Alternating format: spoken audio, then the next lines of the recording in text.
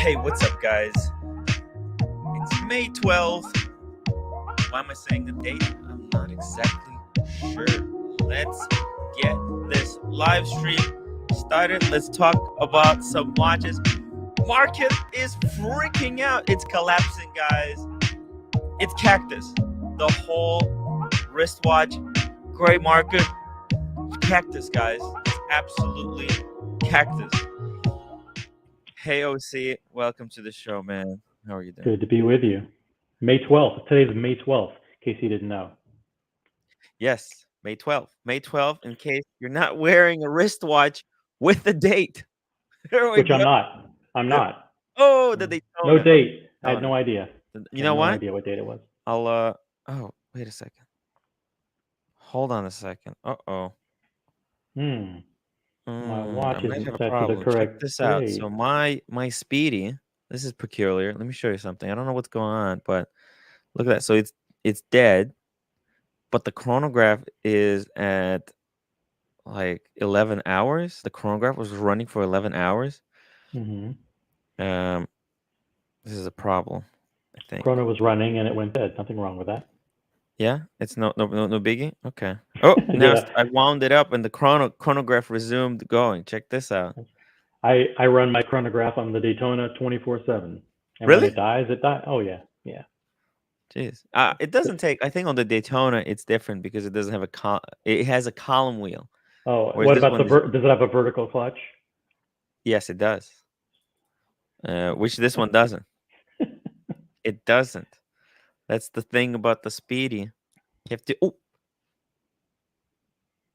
Oopsie daisy. I think I might have dinged it. I think a lot of these things that used to exist for watches 20 or 30 years ago, like, don't wind it if the chronograph's running, or don't change the time if it's past 9 o'clock Eastern time. I mean, it's like, come on, guys. It's got gears in there. It can I'm gonna reset it to 0. Are you ready? Ready? Here we go. Bam. Boom. There we go. Reset it all the way back to the beginning. All right. I like my subdials in all kinds of different directions. So yeah, it was all over the place. I didn't even realize. Plus, on the Rolex, if you have it at 12 o'clock, it's blocking the crown and blocking the logo. Why would you want it there? Have it move around. It's better. You can see Rolex.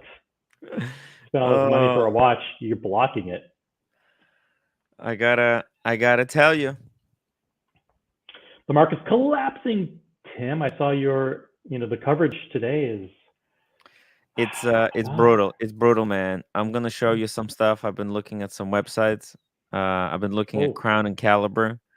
It is bad. It is really bad. Let me show you something. Bad out there. And I think some people want to try to convince you that everything's great. that was a better. Yeah. You can't find a better time to buy. It's like, why would you? It would be like buying. I mean, I'm not going to make any. Yeah, after you lost all your money on the stock market, great time to buy a watch. Absolute fortune. Yeah, lost an absolute fortune in the stock market and crypto. I'm not one to be giving financial advice, but well, why not use some of that crypto to buy more watches that are going to lose even more? I mean, it's a disaster. You know what I mean? It's a absolute complete disaster. I think utter disaster. I mean, there's two things happening. It's the dealers that are in tremendously bad financial shape because no one is wanting to sell their watches at a huge loss. The dealers aren't buying watches. Everything's in a state of paralysis.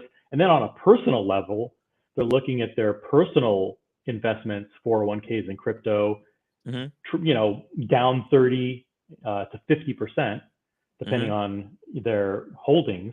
And so they're feeling it in both areas. They're feeling it on the professional side. The backpack dealers, they're stuck with, hundreds of thousands of dollars worth of stock that's worth 30% less than it was 2 months ago. By the way, I think backpack dealers, their backpacks are now worth more than the value of their watches. Maybe there's a secondhand outlet for backpacks that they can leverage. Right now is the good time to get into dealing backpacks, into flipping backpacks, backpack flippers. There's some dealers who will profit more on selling their watch boxes than the actual watches inside the watch boxes, because they have 10 or 15 of these Bosphorus and Louis Vuitton and Goyard and all these super expensive watch boxes. Maybe the watch boxes might be worth more than the collections at this point. Humble Pine, $10 Humble Pine. super chat. Have a good show, Tim and OC. Heading out to dinner, so won't be able to watch. Great fun What's last more night. important, dinner or this show? Or we're breaking news on the watch market. Breaking, late breaking news. By the way, the cool thing about Humble Pine, he never bought his watches for value, so he's not Yep. concerned. That's one cool guy. And what did you think about him? What did you think? OC met Humble Pine Yeah. last night. I did meet Humble Pine. He seems like a Yes. super cool guy, and I Yes. won't describe him, but Yes. he's a very nice guy, obviously very intelligent, and a great Mm. member of the community. The community is blessed to have Humble Pine. Humble Pine. I love Humble Pine. We need Humble Pine icon. When is the Humble Pine icon coming? Guys, become What would it members. be? What would it be? Who knows? A pine. Would it I'm gonna a pine actually. tree? I'm gonna design a custom design. Like a pine logo. And we're gonna edit as an icon. Humble Pine. Guys, become members. I'm gonna drop the link for memberships. I think if I get like a few more members, I'll be able to unlock a new icon, and I would love to celebrate the new icon with Humble Pine. Blondie upvoted. Thank you for your kind upvote and a reminder for We didn't everyone. even say anything yet. Yeah. Did the show even warrant an upvote at this point? We just Wow. warming up because it's crazy out there. The world is falling apart. Hop Crazy, on right? Smash, $5. Getting my It's crazy. popcorn ready. We're gonna And go I think over I think the dealers are finally starting to break the facade that the they've been facade. trying. They had a facade narrative that they were trying to share with the community and their audience and their buyers that, hey, the sky isn't falling, things Mhm. are okay. We had a minor dip. It was only on 20 models. All the other 5,000 models are all rising. And I think they finally decided, we're losing credibility Mhm. sticking to that script. So now they're kind of coming clean. They're saying, listen, guys, there's bad stuff. It's not good for us. Prices are falling. Now is not the right time to buy. Things may go down further, and at least they are. I'm not sure if they're doing that because they just are finally realizing it. Maybe they're inside their own bubble, and they thought Yes. maybe they weren't. But the reality is, There's I a mean, lot they've of those known circle jerks. internal Yeah. circle. I mean, but they've known for about 6 weeks that they can't sell anything.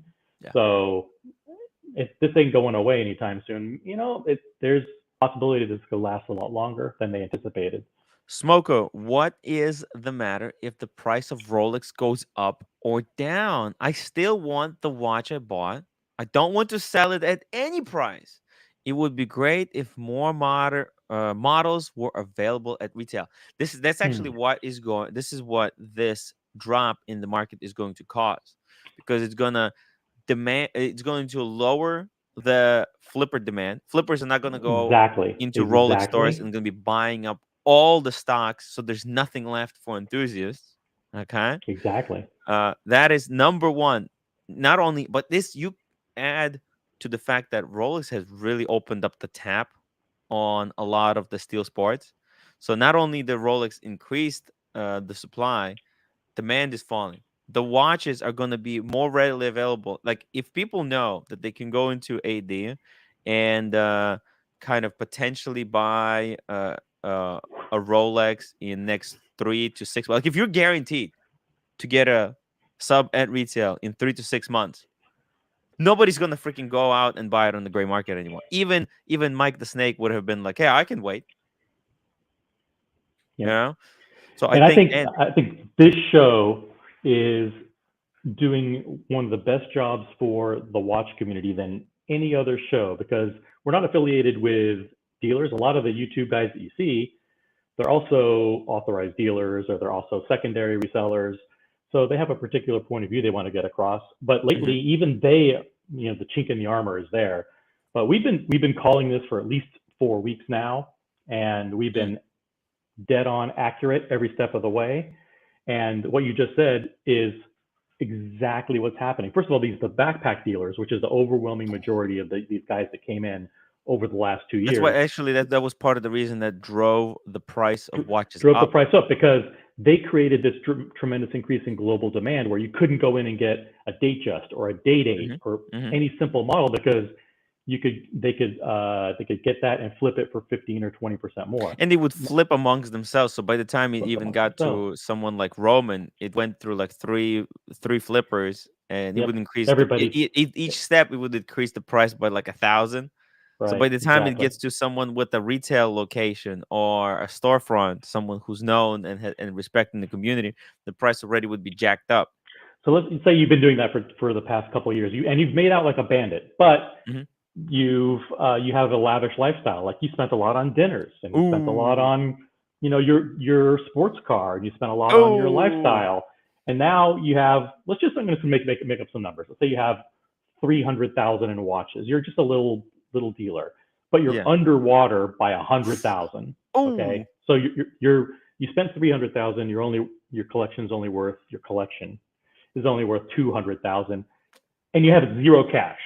Okay, how can you go to an AD and buy more? You can't, because you don't have any cash. You don't want to borrow to buy Datejusts that you can barely sell for $1,000 more.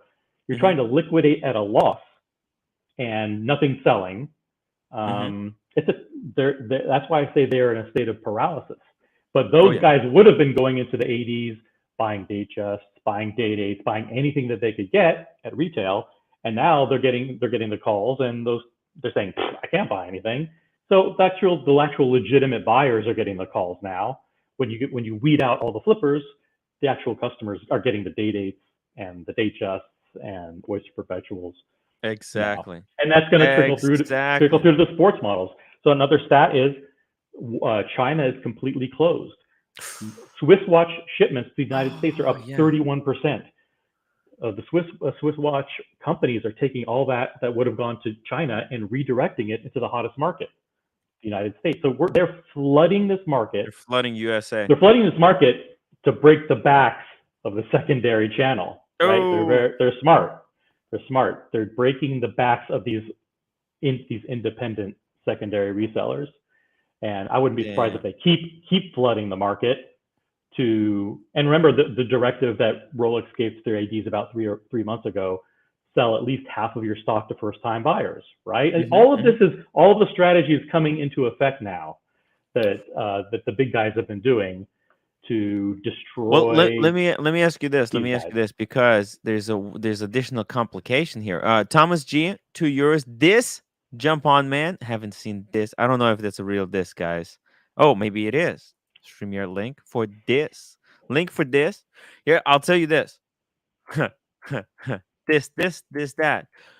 Listen, how is this not this harass this? How is this situation going to affect, because Rolex is in my opinion that is the gray market, because when I go to Crown and Caliber and I check oh, prices explode, price drop, look at the price drops, My God. and these are mostly look at this, what's it, that's a Cermet from 27,000 down to 22, that's a $5,000 discount. Black Bays, look at this, Explorer 2s. Look at this, the freaking No Time to Die. Now that was a hype, completely manufactured hype.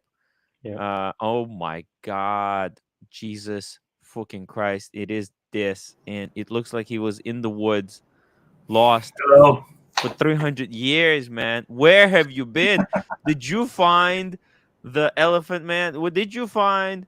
The Yeti, dude. Yeah. I'm sorry. Where the hell have you been? I'm depressed. I'm facing a big depression.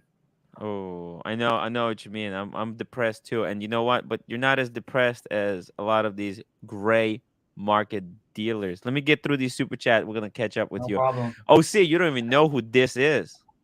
It's my first time being on a stream with this. I've heard about you so many Young times. Kim kept Name, this alive. This, yeah, this, Nice this, to meet that. you, This, man. this, this, Nice to that. meet you. Young Kim. I've seen 450,000 comments mentioning you. and it's my first time actually seeing you in person, so it's a pleasure. Dude, the Thank you. beard. I mean, he literally. Did you learn how to play that instrument? You know, that saucer. Boom, boom, boom, boom, boom, boom, boom, boom, boom. Yeah, this is for real, man. This is busted out. We got low legs. $5 super chat. I went to talk to my AD yesterday, but he couldn't see me over the counter. Mhm.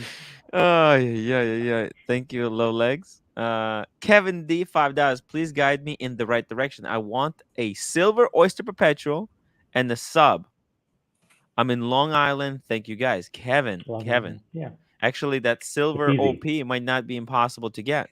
Not impossible at all. Because Hey, all of the hot color dials have been discontinued. You guys yes. don't forget that. There's only silver, black, and blue. That's it. That's all that's left in the OP41 line. If you want the 41 millimeter, everything else is gone. Green's gone. Turquoise blue is gone. Coral red's gone. Yellow's gone. That was something that hasn't been talked about a lot. The fact that those dials were discontinued after 1 year. That's pretty unprecedented. Yeah. If you go to Bukhara in the city, or Definitely, you'll get one. yeah, You'll get if one. you go to Bukhara, go to any of the locations. There's three. There's one on the 57th Avenue. There's one on the 42nd near Bryant Park. Where's the Bryant Park? So next to Yeah. the library. And there's also a meatpacking district one. The big one, really big new location. There's And they three might even have locations, one on. They might even have one on Long Island, and Booker. there might be. There Well, might be a couple Long on Long Island Island. might be a little bit more competitive because it might be more difficult to start a relationship there. But go Which, in, say you're looking to get. I would go with the Oyster Perpetual first. Sub is also not impossible if you have an important anniversary coming up or something, some great reason. Go in, explain your situation. You always wanted the Rolex, never could get one, yep. and you want to put your name down and start the journey. Holy And if you like Panda. the silver OP, don't forget about just the regular old Datejust. You have a lot Mm. of different dial options. You can get that in 36 or 41, and that'll be easy to get. You can get Oyster or Jubilee. You get domed bezel, and it's like $7,500. If And he you get gets the the date. silver dial Datejust with smooth bezel There oyster you go. bracelet, then he'll probably be guaranteed a sub in the next 6 months. Exactly, and you'll get that watch fast because Mm. nobody asks for that. Exactly. Holy Panda, 2 pounds. Good discussion, guys. 220 people watching. Yeah, We're gonna get to 500. Get to 500 because we're talking about someday. breaking news about the industry. Breaking news. The Breaking the news. We're market gonna is watch collapsing. collapsing. Absolute. I And mean, it's and people are excited by it. They're the gray really market dealers are selling their collections. This is selling their bad. collections. They're Trying auctioning to, off yeah. their pieces because they're guaranteed if they auction, at least they'll Mm. get something, you know. Yeah. And the funny place to try and find a watch for sale these days is the TRF forums, the Rolex forums. Oh. The people there are all mostly. I mean, there's a great bunch of secondary resellers, very trusted Rolex guys, but there's a lot of private guys too. But they're all asking these prices from like that were the prices a month and a half or 2 months ago because they're in their own little crazy world there. They have to, and of course those watches aren't selling. You know, the watches are dropping literally 1 or 2% a day. You know, for some models like Speedy Hernandez. Yeah, go ahead. $2. Happy to see this. He looks good. This, you know what? I think you sold your watch at the peak. There's nothing to be depressed about, man. Life is hard. I get it. Yeah. But you sold your watch before the price market collapsed. You kind of got out of the wristwatches at the right time. Don't you think about that? There's one positive thing about. Also, you look like you gained a little bit of weight. Yeah, I sold my Submariner, to a guy who only paid half, and then he didn't pay the other, so I had to go to court. What? And yeah, he ended up paying the remainder of the payment, but it was a no deal, like. Yeah. Don't do that. You have to sell a watch. When you sell a watch, sell it, like get all the money at, hey man, I made that mistake too. But instead of getting half, I got $500 only out of 4,000. The guy was gonna pay me every month, and then the COVID happened. He lost the job, and then he's like, "Yeah, I'm gonna I'm gonna start paying you the 500 payments when I get the job again. It's like, all right, let me hold on to the watch then. He's like, no, no, no, no. I'll hold on to the watch. I'm like, "What? Whoa, whoa. Anyways, I'm not buying watches for anyone ever again. That was a mistake. Thomas G, €2. Very nice. This is bag. Beard looks good, by the way. Yeah. Hey, man, you skipped that patchy part where it looks horrible. So now you look just freaking good. Did you see the Yeti? Did you see the Yeti? Yeah. No, but seriously, Tim, I gotta Yeah. tell you, and I gotta tell the guys that I'm really depressed. But it's good to see you guys. It actually makes me happier now to come and interact with you Yeah. and to see that people remember that I used to be on YouTube and Yeah. Why are you depressed? well, I had a manic episode. You know what that is? He was very No. manic. Yeah. Yeah, and I got hospitalized. I spent tons of money. I made a fool of myself, and I lost my job, and I hit rock bottom. You can say. I thought it was deeper than that, but let's just say it rock bottom. Yeah, Speedy. Yeah, it was bad. It was bad. I was worried about. He bought a Hublot in this he went to a Mm. retreat, and whilst there he bought a Hublot, and he like Wow, the he watches made really him. Yeah, was in trouble. yeah, it was. Speedy Hernandez, $5. This should be feeling happy. He walked away in on his own terms rather than being decapitated in the dungeon like the Toilet King. Oh man, you missed a lot. You missed a lot. Marcelo has been basically torn into pieces. yeah. Uh, What happened to his channel? He had that 24/7 thing. yeah, Lord destroyed him. Lord destroyed him. Lord Hellespont. Yeah. Yeah. What did he do? If you want to talk about it, if it interests the Panthers, I don't know. Listen, man, there was a bit of a disagreement. He was very pushy about the money, right? He had all these people working for him for free, and he started being very, very, very pushy. And people eventually, like, dude, we're working for you for free. And he wanted them to pay. He wanted them to work for him for free, and then also pay him for working for it was. It got so crazy there, man. You're glad that kind of you escaped it in time. Cameron, you Mhm. there? Yo, what's going on? Hey, just behave there for a second. Shamba Basher, £1, 79 cents. Evening all. Welcome to the show. Yeah. We're going to talk a lot about the market crash tonight, and The the comments market crashing. Comments are coming in really, really fast. So if you have a question, we may miss it. If you don't want us to miss it, The then stock just super market chat crash something. or this Just crash? super chat Both. $2, and then at Both. least we'll see your question. Both. there's Look flying at in. the crash? crown. Look at this. Crown and Caliber has First of all, go to massive- the top of the page. When you're selling luxury watches, the last thing you want to do is have something that says flash sale. flash that's not sale. a flash sale. 0% flash sale. Well, because they flash need sale money 0%. back. 0% not financing. that's not something that really connotes that the market's in great shape and that this is a luxury website, is it? Right. No. Wait, who owns Crown and Caliber right now? Watchbox, Crown? right? No, Actually, Crown and funny Caliber, I enough. believe, is owned by Hodinkee, right? Oh, Dinky. Oh, that's right. That's right. Funny enough, my AD actually has a partnership with Crown and Caliber. So all their pre-owned watches they go to Crown and Caliber. Yeah, Crown and Caliber was acquired by Hodinkee. Yeah. Neo, $10. This, if I said matzo ball soup to you, would you be offended? No, I love Okay. matzo ball soup. Okay. Where are you? Where are you physically located? Israel. Oh, cool. Would you make me your mortal enemy? Jeez. That's something that basically you missed it, but I think Rhetorical Oshin question. said something about that, and now Lord and Oshin is mortal enemy of Lord. They got a thing going there. O'Sheen, yeah. Yeah. They got a bit of a disagreement about the soup. I don't know. Is it any good? I want to try it when I'm in Yeah, Israel. it is. Yeah? It is. Matzo ball soup's Great. delicious. It's like a chicken noodle soup, but minus the Mhm. chicken. And the matzo ball is like this big ball of like, how would you describe it? It's like a foamy, like a spongy, delicious Doesn't All right. sound kind of thing. appetizing. It's Spongy good. does It's not tell spongy. me It's this good. is appetizing. It's You like know, spongy bread. I like crispy. Guys. Crispy. Yeah, and extra crispy.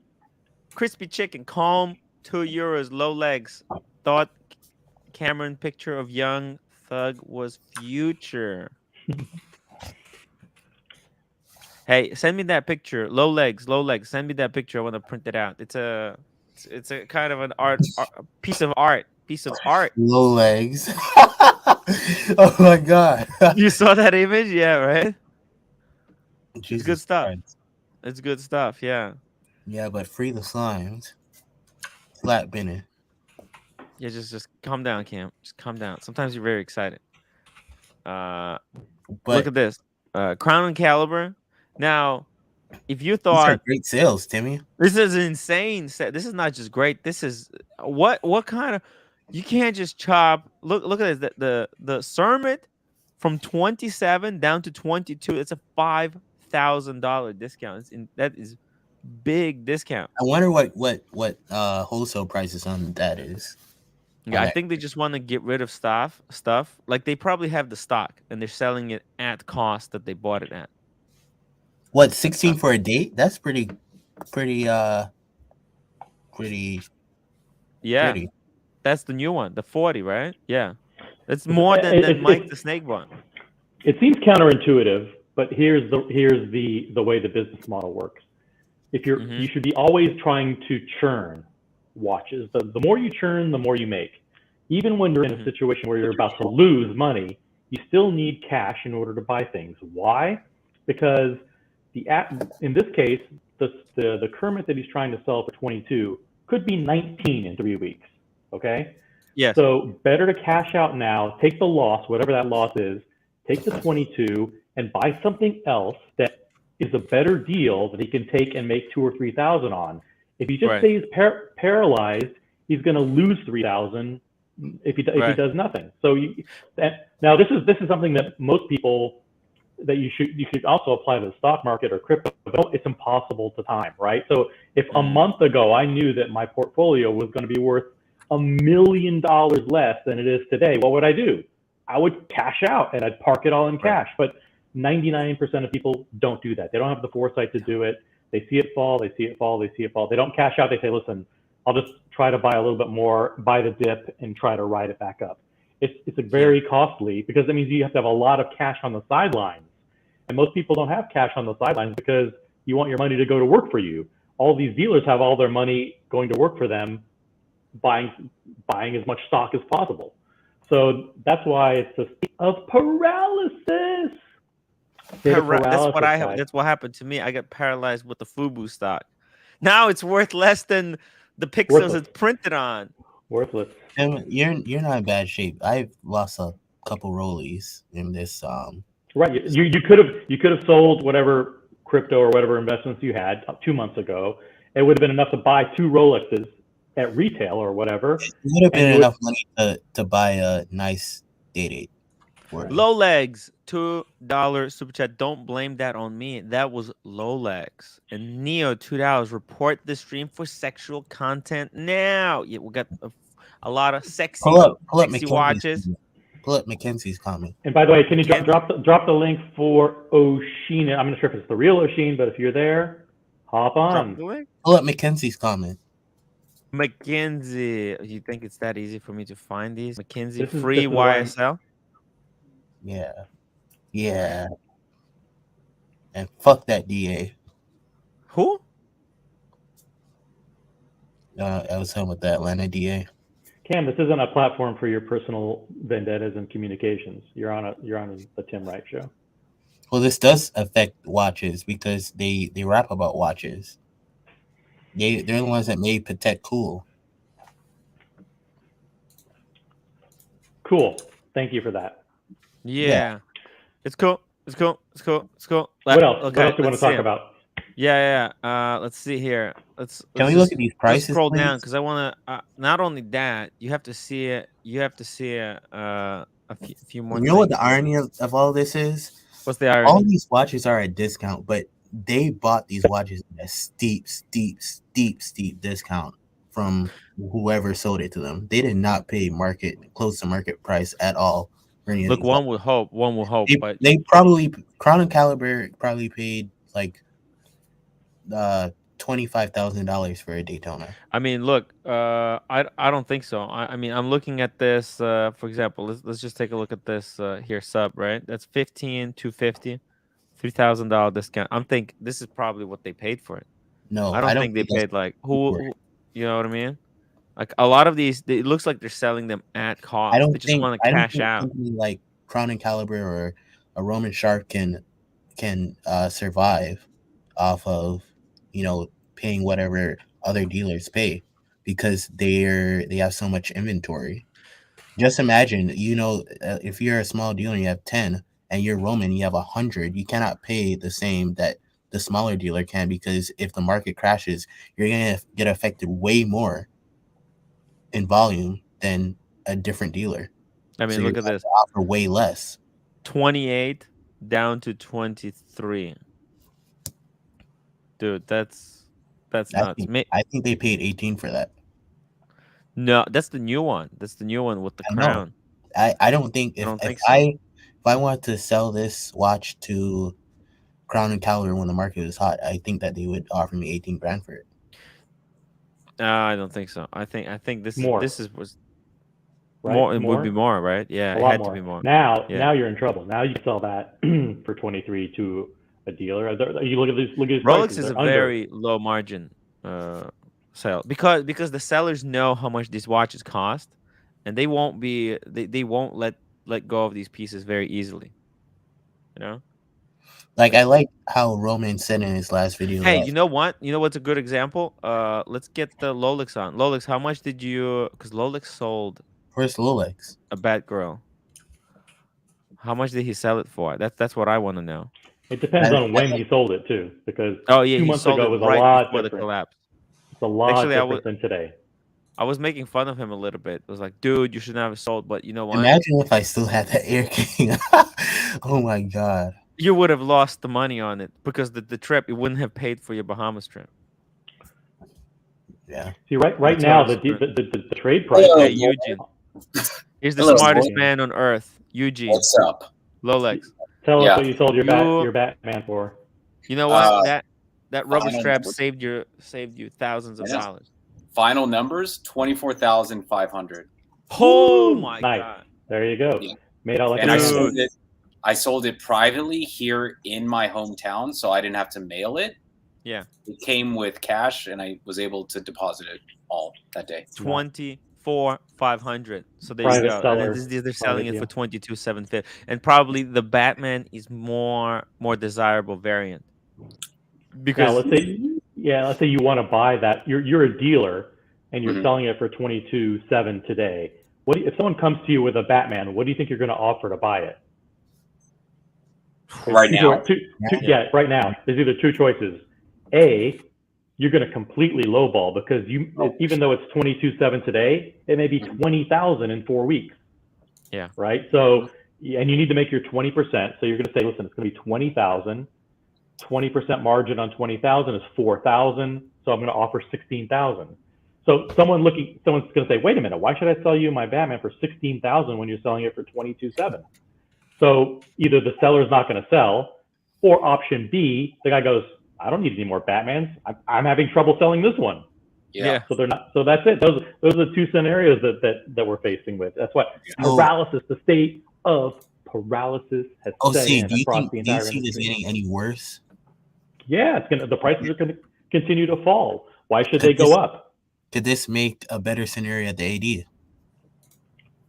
Of course, it's driving great interest into the primary channel, into the AD, because why would you buy from a secondhand source when the prices are dropping there? And the AD prices are lower and they're stable. Way lower. Way lower. In some cases, believe it or not, what's happening now is I saw your favorite model, Tim. I think it's called the 124273, the two-tone Explorer 36.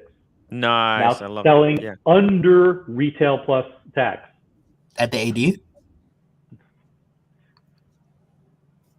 Damn. Cam. Secondary. Cam. Secondary. Pre-owned. Pre-owned. So basically retail. Pre-owned.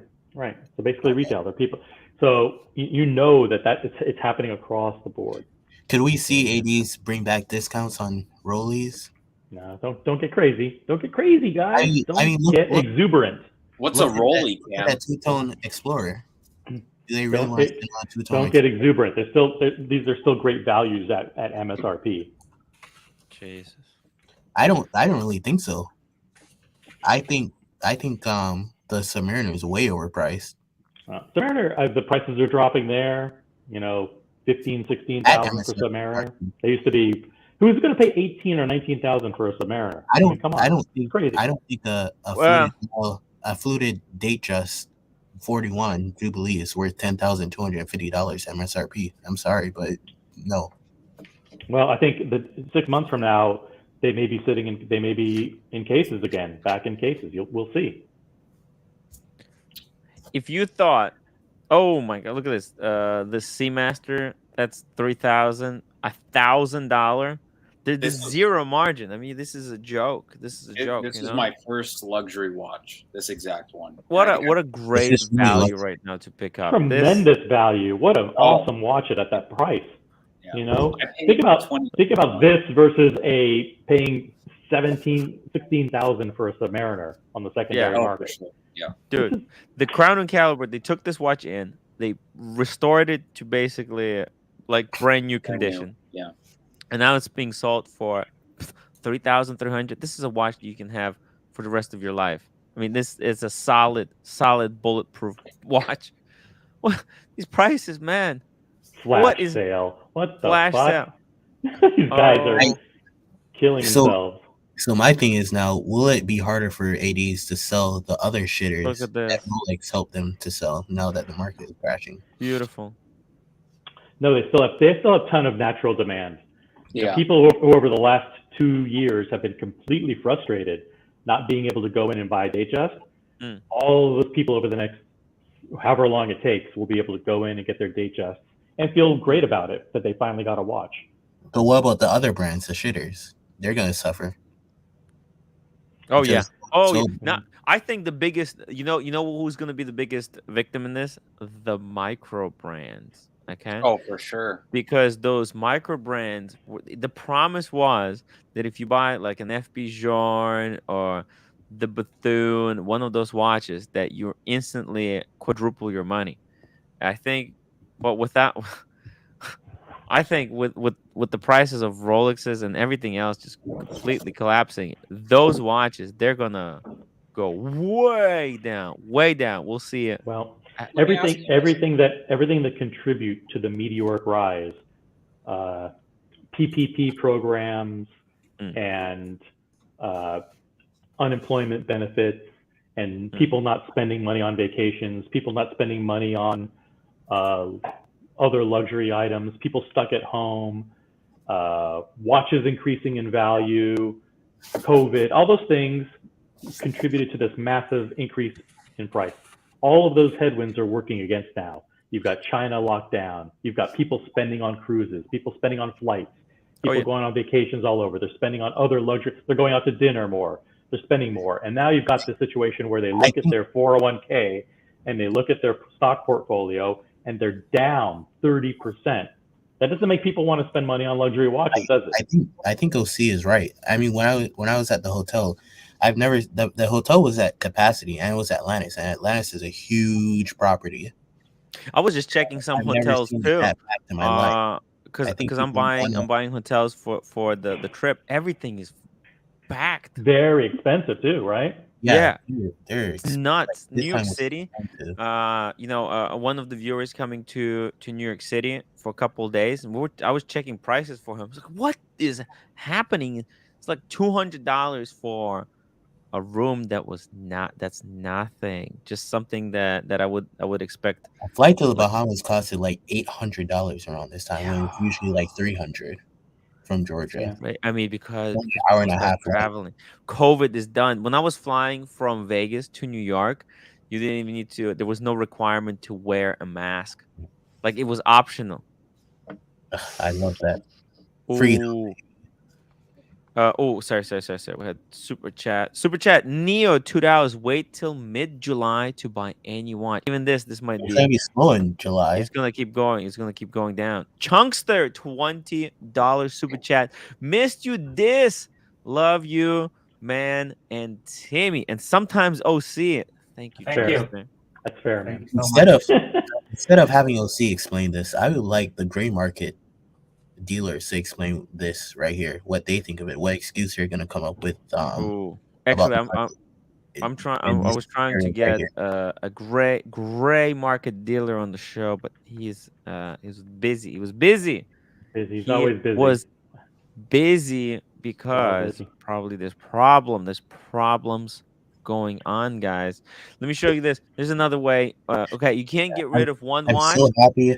I'm so happy I told my AE to fuck off because guess what? She's gonna need me in a couple of months. Mm. Gonna need me when Oh, we got Justin shit get Asheen back. joining us of the Sheen. Timeless What's up, man? Watch channel. Cam, behave Oh, yourself. disconnected. The camera lost connection. When the Yacht Masters and the Datejust and all those Rolex pieces get back in the case, she's gonna need me. O'Sheen heard Cam talking and just took off. Yeah, he just left. He's like, Yeah. forget it. I can't put up with this guy. Yeah. Machine, jump back on, man. Cam is a chatty So cat. and as part of my research, I don't typically watch a lot of these lifestyle watch dealer type shows. Sometimes I have to in order to keep up to date with what's going on in the business. And I saw one, I've watched a few recently that covered what happened at the IWJG show in Las Vegas, which was an absolute fucking train wreck. Absolute train wreck. No buyers. It was completely dead. No traffic. If you remember, even Paul Thorpe did 0 interviews and 0 live streams from IWJG because there's just nothing going on. Nobody buying anything, no action. Nobody wanted to be interviewed, and it was really interesting to see. Nobody wanted. Hey, I there thought you go. here's an interesting comment.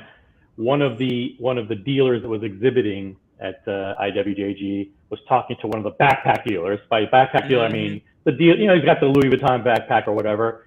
He looks at the camera, and goes, "You're really going to show everybody how bad it is?" Oh. And they kept it on camera. They didn't. They decided not to edit it out, which I thought was admirable. Wait, But the guy said, "You can't show everybody how bad it is." And the dealer said, "Yeah, we're going to show it." I mean, but it's bad, guys. It's bad. It's bad. When was it? When was this?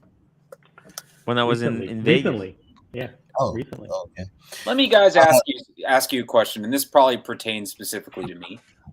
For guys that have prior purchase history with their ADs, if things start to open up a little bit more, do you think they have a better chance of getting those hard to get watches, the GMTs, the Daytonas, things like that? I mean, those are always the hard to get models, and you're still competing against loyal customers with tremendous spend history. And if anything, I think they'll make those even harder to get. Yeah, you think so? Even harder to get. Yeah. They'll pull back on the Eugene. What? Yeah. You might be able to get a date. Oh, that's true. Yeah, maybe. Asheen, welcome to the show. Can you hear us? Yes, I can. I'm so sorry, guys. I realized my microphone wasn't hooked up. Asheen's kitchen mood lighting is in rare perfect form tonight. I'm in a fucking office with fluorescent lights, and he's got perfectly lit Hollywood movie set here. Look at this. Lighting is everything, guys. Haven't you learned that yet? It's everything. Look at Tim. He looks great. That proves what I'm saying. I know, I'm kidding. Tim. And that's without glasses. Imagine if he put on his glasses, he would look fantastic. You know, I think audio is number one, followed by lighting. You're right. Audio first. That's what Audio we need. first, yeah. We need original OC microphone fund. The other thing I saw, just to highlight how bad things are. I hope you don't mind my kind of rambling about what's going on in the industry. Sometimes I think the audience appreciates it. If you don't, just type in one. Like, no, we don't want to hear any of this stuff. But they're so desperate just to get rid of pieces that at one point one of the dealers takes out his cost sheet. They have a sheet where anytime they buy a watch, they put the cost and what they'd like to make on the watch and what the margin would be. They take out the spreadsheet and they say, here's my cost. Just give me a fair price on anything. Just give me a price on anything that you want, and I'll show you my cost. Now, that's an incredibly savvy sales tactic, a really smooth negotiating tactic, because what's happening is those watches are worth 10, 15 to 20% less than he bought them. So, but by showing him the price, by showing him the cost he paid, he's hoping that someone will make an offer that's psychologically close, but close to what he paid, even though the market value of the watch is actually lower than that. But by showing someone your cost, you start to feel, a little bit guilty. So you say, listen, this dealer paid $10,000 for a watch. He would normally be asking 12. Tell you what, I'll offer him $9,500. Meanwhile, the watch isn't worth 10 anymore; it's worth 8. So you're actually overpaying.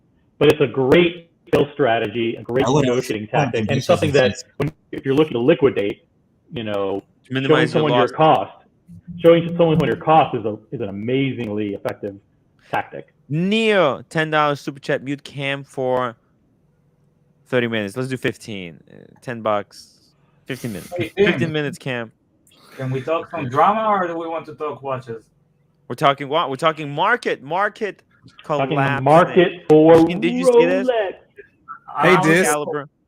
Massive what's discount. up, Ocean? Good to see you, man. What's up, man? Great to see you. That you're half the reason I'm on here, or more than half. I'm on to talk about this stuff. But I saw you come on, man. I haven't seen you. I didn't know where you were. I was like, is he okay? We spoke a lot privately and so on. Thank you so much. I appreciate that. I've been depressed. You see, I'm not shaving because I'm depressed. So that happens in musicians' world. It happens for two reasons: you're depressed, or you're in the studio making a new record. Everyone in the band has to grow out a big beard when they're making a new record. Then they shave it off and they go on tour. So just think of it that way. You're making a new record, man. You're just preparing yourself for the next rebooting. Yeah. You know what? Building. This looks like. He reminds me of those YouTubers who go into the woods to build a shelter. Yes. They make a video of them like chopping a couple of trees, digging a hole in the ground, and making a hole. It takes like a couple of weeks. So it looks like a guy who switched YouTubes from wristwatches to building shelters in the woods. Sometimes you got to retreat. There's nothing wrong with that. Remember Anton Chigurh in No Country for Old Men? He gets shot in the leg. He goes back to a hotel. He gets all the supplies he needs to repair his leg. He goes to a hotel room, shoots himself fixes his leg, shoots himself in the leg, so he passes out and just stays there for how many weeks we don't even know, because he has to just repair. He's unstoppable, but the leg stopped him. So that's okay, man. You gotta stay in the shadows and retreat and repair and get ready for the next step. But it's great to see you, man. I missed you. Yeah, likewise, man. Wow. Young Kim was keeping the flame of this alive. Yeah. This that. Wizard exploding. Oh, you saw that? You saw the wizard explode. It was good stuff. Oh my god, that's a great video. Great video. Very good clip. Yeah, Pavel $5. Yeah, OC didn't even know who the hell this was. Like, I just see this thing. And, it's good. Legend came back. Pavel $5 super chat. Better OC headset fund. Thank you for that. Sorry for the bad audio tonight, guys, and every night. Yeah. Chrome Akhtar, £5 super chat. I want to buy a blue dial Datejust 41. Given the circumstance, is it a good deal if I can get it 10% over retail, or should I wait for the AD call? I think you should wait for the AD call, because then you can follow that up with a Datejust. You buy it now, you pay extra, but so what? I mean, you're not going to be able to get any chances of something that's more desirable later on. Yeah, if you're in the Middle East, it might be tougher to get it from the AD. But if you're, I think he's in London because there's a pound. London. Yeah, London's tough, but I mean, listen, tax in London is what, at least 10%. Yeah. So 10% over retail, that means you're paying what you would pay at the AD. Yeah. There you go. 10% is not too bad, right? 10%. If you're just paying just 10%, it's okay. It could be worse. It could be they were way worse. So it was way worse. You'd see, especially the steel fluted with Jubilee going for. But he's saying he's on the wait. He's saying, should I wait for the AD call? So maybe he's already wait. If you're on the wait list, if you're waiting already, then just wait. It's gonna happen very soon, I think. But if you are not waiting, if you have not went out to the AD, then maybe. Where are you getting that from? I'm on here for the second reason I came on, apart from seeing this, is to shoot a cannonball into everything you guys have been saying for the past 51 minutes.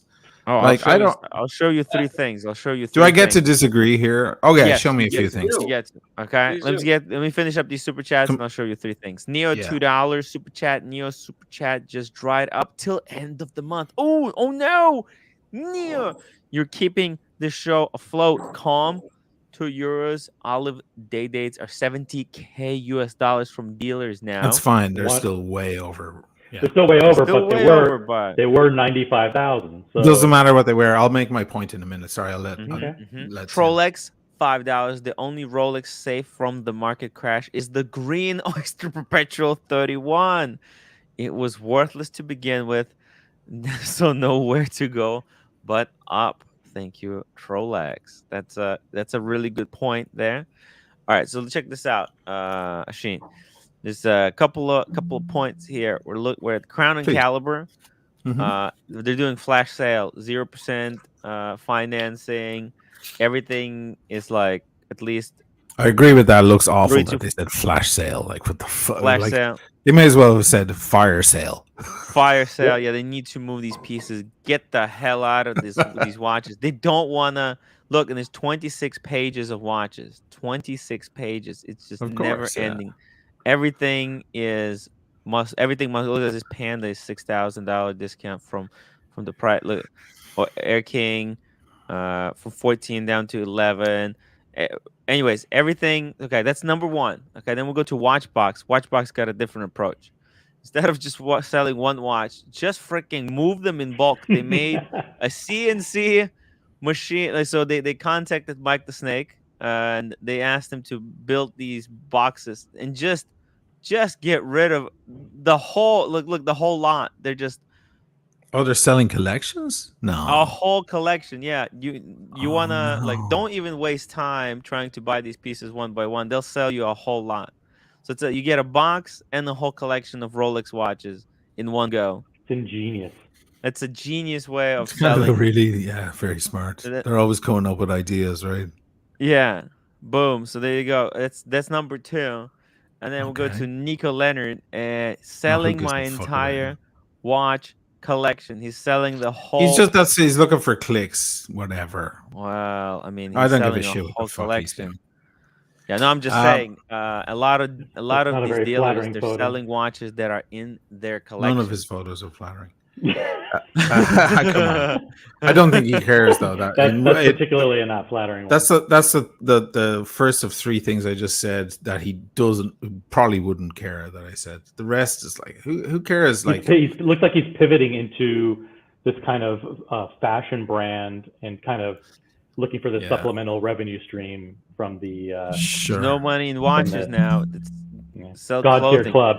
I wouldn't wear that brand. That's by the way, it's a little bit like, isn't that like kind of taking God's name? I mean, I'm not a religious guy, but isn't that like the God Tier? God Tier. You mean that? God Tier. You're kind of taking God's name in tier in vain. In vain? No, because it's not God's name. I mean, maybe if it was Muslim, it would probably be an infraction because Allah Akbar, right? But Also, fucking lighten the fuck up, guys. I don't know. I'm just saying. Who gives a shit? I don't know. But also, it's a side. here's another thing. What he means is it's like highest level. We all get highest, that. I mean, I'm tired, sick and tired of that phrase, but now, I think we all know what he means. Nico, let me ask you something. Is another don't call thing me that Nico. I was. Oh, Nico, Oshin. Jesus Christ. Okay, there's a soundbite for you. Check this out. Do you think he went with the God tier because of it's like he stole Archie's shtick? Because Archie's like the pontiff. He was thinking about like religious. I have no reason to defend Nico in any way, shape, or form. Trust me, but I don't think he stole his shtick. I think the man is just that's the way he was, and it filmed very well, and it was it all worked. I don't think he stole. So what does that mean? Every comedian. Here's the problem with Archie. I love Archie to bits, but can I say? Can I slide in a word edgeways here? The thing about Archie is because he's the original OC. He's the original OG. He was there before anyone, and he had his comedy thing and his loudmouth thing. Anyone who comes after him then. You know what I mean? It's like any bar open. Imagine the second bar in the world that opened in the world. The first bar would be like, "Hey, you're serving drinks to people in the public. You stole our idea." Like, it's just someone had to be first. So Archie's still there. It's like Archie swamps the airwaves every single night, and if you're on at the same time, you're stealing his leads. It's like, excuse me, is there any more room? How many seats on the bus do you have to take? You fat bastard. I love you, Archie, but come on, like it's just because he's been occupying all the space like a whale that he gets to say all of this. Another fat loudmouth guy comes along. Doesn't mean he's stealing his shtick. It's just another fat loudmouth guy who's funny. Well, he did say that he watched. And I have no reason to defend Nico in any way. So I'm just saying, but Archie'll smell anything and go, he's stealing my stick, so he can, get people to come over and watch. He blamed me for stealing his refrigerator idea, which I made digital refrigerator. Can we get back to the market thing? Because that's why I'm here. And after all, fuck off, right? One quick point related to Nico, though. There was one video that came out. I'm not sure if it was Nico's video or somebody else's, where Nico is talking to a prominent secondary reseller that kind of helped get his business started. And Nico, there was a private moment where they were talking, and he basically let it slip, if you read between the lines, that at one point, I'm not sure how recent this was, that Nico was basically like out of cash. Like their business was on the ropes. It's well known. And they owed this dealer a lot of money. And so it looked like throughout the video, it looks like Nico's a little down, a little bit somber, a little depressed. And if you read between the lines, I think his business may be really struggling right now, in really bad shape. There's a huge conversation. It's like you just made a little window to the Grand Canyon and you went, look through this tiny window with one eye for a second, and then you took it away. There's a huge, enormous conversation to be had there. If you want, we can get onto it, or we can stay on the subject where we were. Maybe you guys are tired of that other subject. I came on to just whatever you want, cover this stuff. Okay, for one, let me get through it quickly, seeing as maybe you guys are tired of it. For one, your conversation, I think, is far too what is the word now? I can't even think. It's preemptive. It's way early. Preemptive? It's preemptive, but it's also premature. Premature. It's late at night. I'm having some tequila. It's getting hot here in Venice, and I feel like drinking cold tequila from the freezer. That's nice. It's premature. The conversation you're having is in 3 months. You're talking about, don't bother buying on the gray market. Just wait for your AD. Are you fucking kidding me? Like, have you been eating space sauce? Like, are you out of your mind? No, that's not. It's nowhere near that yet. It may get there, but we're nowhere near that. Second of all, you're talking about a market crash. It is not a market crash. If you're driving down the highway at 300 miles an hour and you've never been at that speed before in your beautiful car, you bought a Bugatti or something, and you finally picked up that speed, and you're like, fuck it, I don't care if the cops see me. And then you see a cop and you slow back down to 220. That doesn't mean you've gone all the way back to 60 miles an hour. You've just slowed it down a tiny bit. There was a huge spike that we all saw that was unnatural in the past few months. It was unnatural. Can we all admit that? And that just got curbed. That just got culled. That very tip of that mountain just got cut off. And now we're back down to not insane, crazy prices. Now we're just back to crazy prices. That's all we're at. You're still paying miles and miles and miles. You're not spending 500, 1,000, 2,000 above retail for a Batman. You're still paying 10,000, 15,000 above retail for a Batman. Just because you're not paying 18,000 doesn't mean there's a crash. Now, here's the second thing. Because this tiny slowdown has happened, everybody is like poised, including you, OC. I have to say you're like the most guilty here, and I respect you, but I have to say my guns are pointing at you, man. Like, what are you talking about? Like, it's like you're dying to say, haha, here it is. Here's the big moment. Newsflash. Like, it's not a news flash. People are still paying loads more money. And the next thing is and this one's more complicated. It's more complex. The gray market dealers have been, in my opinion, for the past while, and now this is proving it, complete and utter morons. Pretty much all of them. I had a conversation with a guy here in the city, in Venice, gray market dealer I go to all the time. And I said, why don't you just close your doors? He's like, oh, what would I do every day? Like, I was like, stop selling. He's complaining. I've got a mosquito in the room. He was complaining that he would sell a watch, and I've heard Watch Eric say this, and Roman and everybody else say the same thing. I sell a watch, and then to put that same watch back into my stock, I have to pay more. And I want to go up to these guys and smack them in the face and say, well, don't sell the watch, you morons. Turn off the lights, send everybody home, and wait, because your stock is making money the whole time. You're just so programmed into coming into work every day that you have to sell, otherwise your business stops. No, your business hasn't stopped, because if you bought a Hulk a few months ago versus a month ago, you just made 10 grand doing nothing, watching Netflix at home with your family. Why is it so programmed in your mind that you have to keep selling? You're losing money selling. Now they're making the same exact mistake. Now, because there's a slight dip, they're all panicking and they have to keep selling. And that's what they're saying, flash sale. If there is a dip in the market, a crash in the market, as OC might describe it, okay, a market crash, it won't be because there was a market crash. It'll be because these guys made it happen, because they all panicked. And they all started trying to dump stock. And everybody went, oh, wow, it's really happened. That made it official. I disagree with you, Oshin. Okay.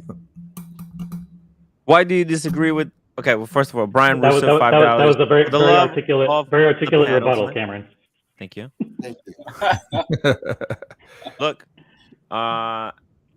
there's two truths to that, right? So, yes, we did not hit the full collapse, right? The market has not collapsed. And by the way, no one said that it was a crash. Actually, that was a false narrative that the secondary dealers started saying in order to say it's not a crash. They were putting out videos 2 or 3 weeks ago saying it's not a crash, it's not a crash, it's not a crash. I never ever used the word crash. No one on this show ever used the word crash. Are you sure about that? Ask Tim. Okay, maybe you referred to it. Someone else called it that, and you were referring to their quote. In fairness to you, I've been absolutely clear that it is imploding. It's decreasing. I've said it's dropping. I've said it is decreasing, and hasn't stopped. It's continuing to decrease. And the secondary resellers, they're the ones who created this false narrative of it's not a crash. Things are bottoming out. They're not bottoming out. That's something that they're trying to do to prop up people. They're giving advice to people. Now's the best time to buy. We've never seen prices lower. Your investment is guaranteed now that it dropped down a little bit. And my point is, don't buy it. That's not true. The prices are still falling. And they said that 3 weeks ago, and here we are 3 weeks later. The price, when they said, as a matter of fact, if you look at, I'm not going to name the dealer's name, but the dealer said, they were talking to a bunch of other dealers. They said, listen, the price of the white dial Daytona was 55, and then it dropped to 52, then 51. Now we see it in the mid 40s. That was recorded 2 weeks ago. Now it's 35,000. They wanted people to buy at 45. Now it's 35. So who was right and who was wrong? You're right. Like, you make an excellent point. Another thing is that buyers are going to walk into stores now, or they're going to do it online, via the chat or whatever. Most websites have a WhatsApp number. You can chat to them directly, right? And they're going to use this as arbitrage. They're going to watch this video and other videos and say, hey, I'd like to buy that $30,000 watch. And they go, yes, it's $30,000 plus free shipping and blah, blah, blah. And they go, yeah, but I hear the market is crashing, so I'm going to offer you 22. They're going to have a lot more balls. Yes. And that's the one thing the gray market dealers don't want. They don't want buyers with balls. They have balls. They have all the balls in the world. They have balls to give away. Leverage. They have the leverage and they have the balls. These guys are they're made of steel. They're unstoppable, right? You go in, you're pretty soft. They size you up the second you walk in the door or the second you reach out to them. Now everyone's going to have a bit more balls and say, I heard the market's crashing because Tim Wright said and OC said that the market, excuse me, sorry, OC, you never said the market was crashing. You were quoting someone else. Okay, clarification. But you're talking about that, and it's enough to talk about it. It's enough to say, I've seen videos, people just looking for clicks. They're just, is the market crashing? And their conclusion at the end of the video is that it is not. But they're getting people to click on the video just by that title. And that title alone is creating hysteria. They created the word crash in order to create clicks to drive people to their narrative. And it may be working, but people are smart. They're not just going to watch the dealer videos. They're going to watch enthusiast videos as well. And they're going to see the prices are still falling. Red Shovel, you can do better than 179, you cheap cunt. Give Tim $20, you lazy son of a bitch. Well, $5. Imagine thinking you guys aren't using revolving lines of credit. I think a lot of the dealers do. That's a fact. But that goes to your third. Proof is going to be easier to get from the AD. No, there's few proof. The watches are not going to China. They're not going to Russia. That's proof that there's going to be more stock opened up for at least the United States. There's absolute evidence of that. Swiss watch shipments are up 31% to the United States. I'm sorry, if you're in the other parts of the world, you're not getting more watches. Rolex has told ADs, we know that they do give these verbal directives to them. They said, we want more first-time buyers getting watches. Create a higher allocation of watches to first-time buyers. You're seeing date just flood to first-time buyers, first-time Rolex buyers. We can see the anecdotal evidence. And then to your third point, I'll cover your second one in a second, Oshin. But the reason why they can't close the doors is because they have clientele and overhead. They have salespeople. They have leases. They have all of these things. So they need that constant cash flow to keep the operation running. Even if they lose money, they still need the liquidity in order to survive. Sure, I understand. I understand that. Stock, because it might go down lower than it might go down. And we covered that example earlier, right? If someone's sitting on a watch they paid $20,000 for, and it was worth 22 2 weeks ago, they'd rather sell it for 20 today rather than sit on it and have it drop to 18. But Watch Live, £4.49. Rolex bubble will burst anyway, as people are getting sick and tired of Rolex games and paying stupid premiums when there are plenty of other brands. That's vendetta. That's people going, ha ha ha, I'm so happy. Yeah. You know, they're sick of the games, and now that this is happening, it's like they're going, haha, serves them right. It's like someone you don't like tripping on the street and then laughing at them. And that was the second point you made about me. And I'll just say that I'm doing that for exaggerated effect, for entertainment value for the audience. Of course, you're admitting that. Okay. I'm not gleefully going, oh, these guys are, Hey, as a watch enthusiast, I'm glad that more people will be able to get watches at the AD. I never bought a watch on the gray market personally. And I'm I think more people will be extremely You've never happy. bought a watch in the gray market. And now, I've now- never bought. I've never hate purchased you. I've never purchased a new modern Rolex from anybody other than an AD. You Same can get them. You guys are amazing. I've bought I know. both in many forms. I can't believe that. So, but what about? Yeah, well, you got your Daytona, Tim. You kind of You can get everything. You went to the end You of can the get everything here. rainbow. If you can get everything in New York. New York is the Rolex capital of the world. Literally anything you want here, if you're I know, but the vetted list and must be qualified so customer. long.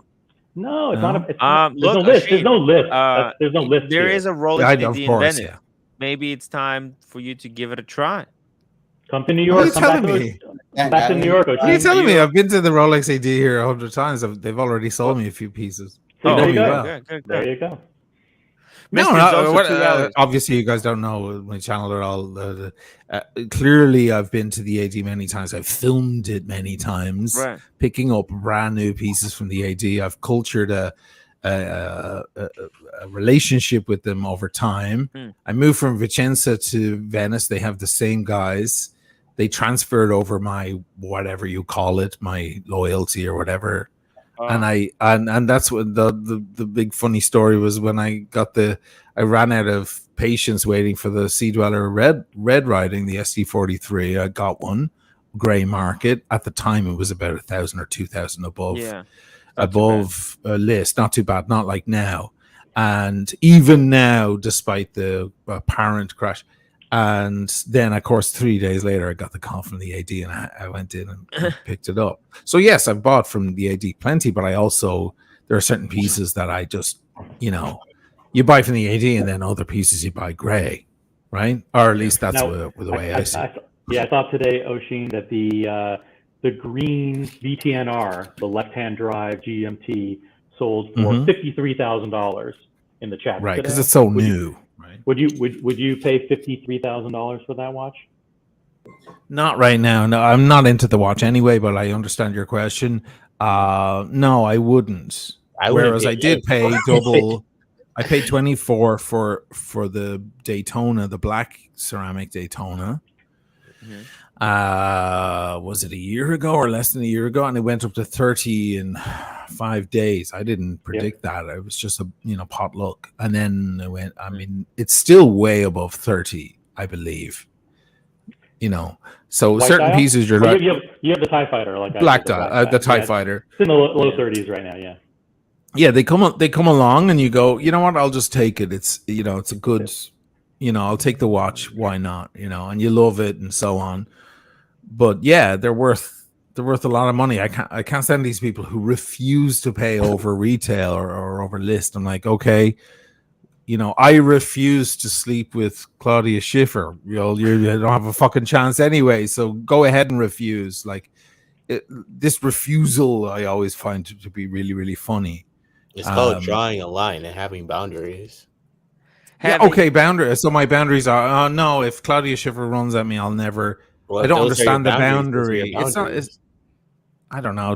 Drawing that boundary, all it's doing is removing you from the. I wouldn't fuck Claudia order. If only way I would fuck Claudia if I was drunk. But if I was calm sober, down, Cameron. We're getting off the point. I'm using it as a metaphor. Anyway. Yeah. Mr. Zosa, $2 super chat. Heresy, absolutely no proof of that happening.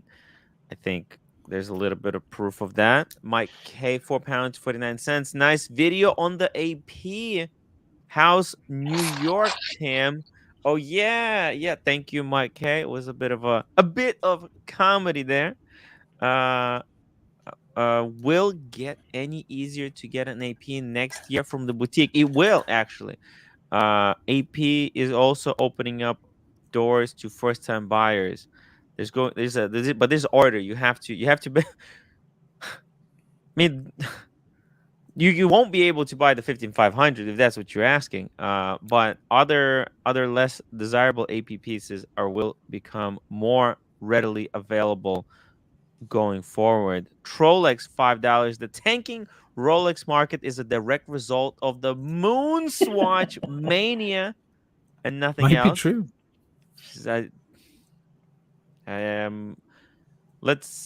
What do you think? Rolex will never make a plastic Moonswatch, a plastic Submariner, but that I don't know. I don't think that would be cool. I don't think they would lower themselves to that kind of standards. It's a little bit dirty. But listen, yeah, maybe actually, I think Moonswatch had increased the prices of Speedmasters on secondary market and not decreased. Where's there evidence for that? Look, this whole thing. You know what? Maybe Maybe it did made a lot of people desensitized to watches, right? Because people saw these plastic watches going 3 times over retail, and they thought, "What the hell am I doing?" I always thought that when they first came out, I thought this is gonna put people into put a new perspective on the whole thing. When you can get a watch that is apparently very desired, for what reason I've no idea, for such little money, such a difference, such a price difference. Not like one is, $250 and the other is 1,500. The real one is 7,000. It's such a unreachable figure. So I thought, little money you can get so much. Yeah. Apparently, you're not really getting much, but it doesn't seem to matter. You're getting the name. I think that's the most important thing, right? Yeah. People want that Omega. Omega's on the dial. Omega's on the strap. That was their big mistake. It should have just been Swatch. Right. Swatch Speedmaster. They should have used the Speedmaster name, but not the Omega. Not Omega. Yeah. Because then people get they get the feeling, because when you have, because that name on the dial, it does do something to your psychology. When you're wearing a Rolex, it says Rolex on it, makes you feel a little bit better than if it's a Tudor. Yes, I think they're trying to do something that is identical. I think they're trying to do something that's very long term, like create a generation of watch lovers. So these are things that people are buying maybe to give to their kids and to get young people interested in watches again. And then maybe 20 or 30 years later, they'll remember, I got this thing and it was an Omega something. And then when they're actually in a position in their 40s and 50s to buy luxury watches, they'll have a sense of nostalgia and get at least one actual Speedmaster that was like the one their dad gave them when they were 12, or the one that they collected, back in 2022. I thought Swatch should have just came out with new, more appealing designs for the watch enthusiasts, because I like watches. When I look at Swatch watches, they're disgusting. For people who are into watches, their designs are just awful. I'm sorry. And they happily sell 3 million watches a year. They're one of the biggest Swiss brands in the world. Probably they're the number one Swiss brand by volume still to this day. Probably. I think actually their profits have been going down. Profits, yeah, but they're still 3.1 million units, more than anybody else. Yuko Ted, come back! $5 super chat for this return. Yeah, here. Thank you so much. Hey, you guys kind of look alike now. It is kind of amazing. Both glasses, I think you need some new lighting and good hair. Yeah, if this turns on his Fujifilm camera, and a little bit, we're not lighting. We're not that unlike. I have to say. Can you play bass? Yeah. No, I can't. Red Shovel. Okay. £1.79. I am cheap, but not you're supposed to say something grumpy. self-deprecating, like it's okay. I can't play bass very well either. Something self-deprecating to get rid of this whole image. The people in the chat, they're like, "Oh, Sheen, he's so You're right. In control of his image." You have to do the opposite. Why would I placate to these detractors? I don't know, but you're right. If you were my agent, you'd be like, I'm older. I'm older, way older. You're right. I should say I can barely play the instrument myself. See? Yeah, you're right. You're absolutely right. She's not full of himself, guys. I'm learning. Stop saying that. Oh God. Gotta tell you, man. The market's crashing. I did that for you, Oshin. It is definitely. Well, look. Here's the thing, though. I like his style, man. You're fucking great. OC. Here's the thing. It has not burst. It has not collapsed. Nope. But before, like market can't be going up and then suddenly collapse. It has to be going down. They'd be like 3 steps down, and then it collapses. Right? It is Right. so it's almost like we're hitting step 2, because step 1 was there was a slowdown. That was step 1. Now with these big players having fire sales, that's step 2. If there's Yes. one more step, then we know almost 100%. Then Well, the collapse is yeah, soon. it's But not a final nail. It could go back up. It could go back up if in the next month. If in the next month we have a rebound, they would put a sale if they think it's going to go back up. These big dealers, if they thought that the market was going to go back up, they would not. Doesn't matter what they think. They're only looking at today. What they think. They're the biggest players. Yeah, but what I mean is they can't foresee anything, and they don't have a crystal ball, is what I mean. Like what they think and what they do are. Cameron, don't interrupt. You're right. It's okay. It's okay. You're right that they don't have a crystal ball, but they have the most foresight of any dealer in the industry. Is the bigger dealers. But even if they have that foresight, they won't use it. What they care about is selling watches today. So even if they think, oh yeah, by summer things will be back to where they were last summer, which would totally make sense as it approaches Christmas later this year, etc.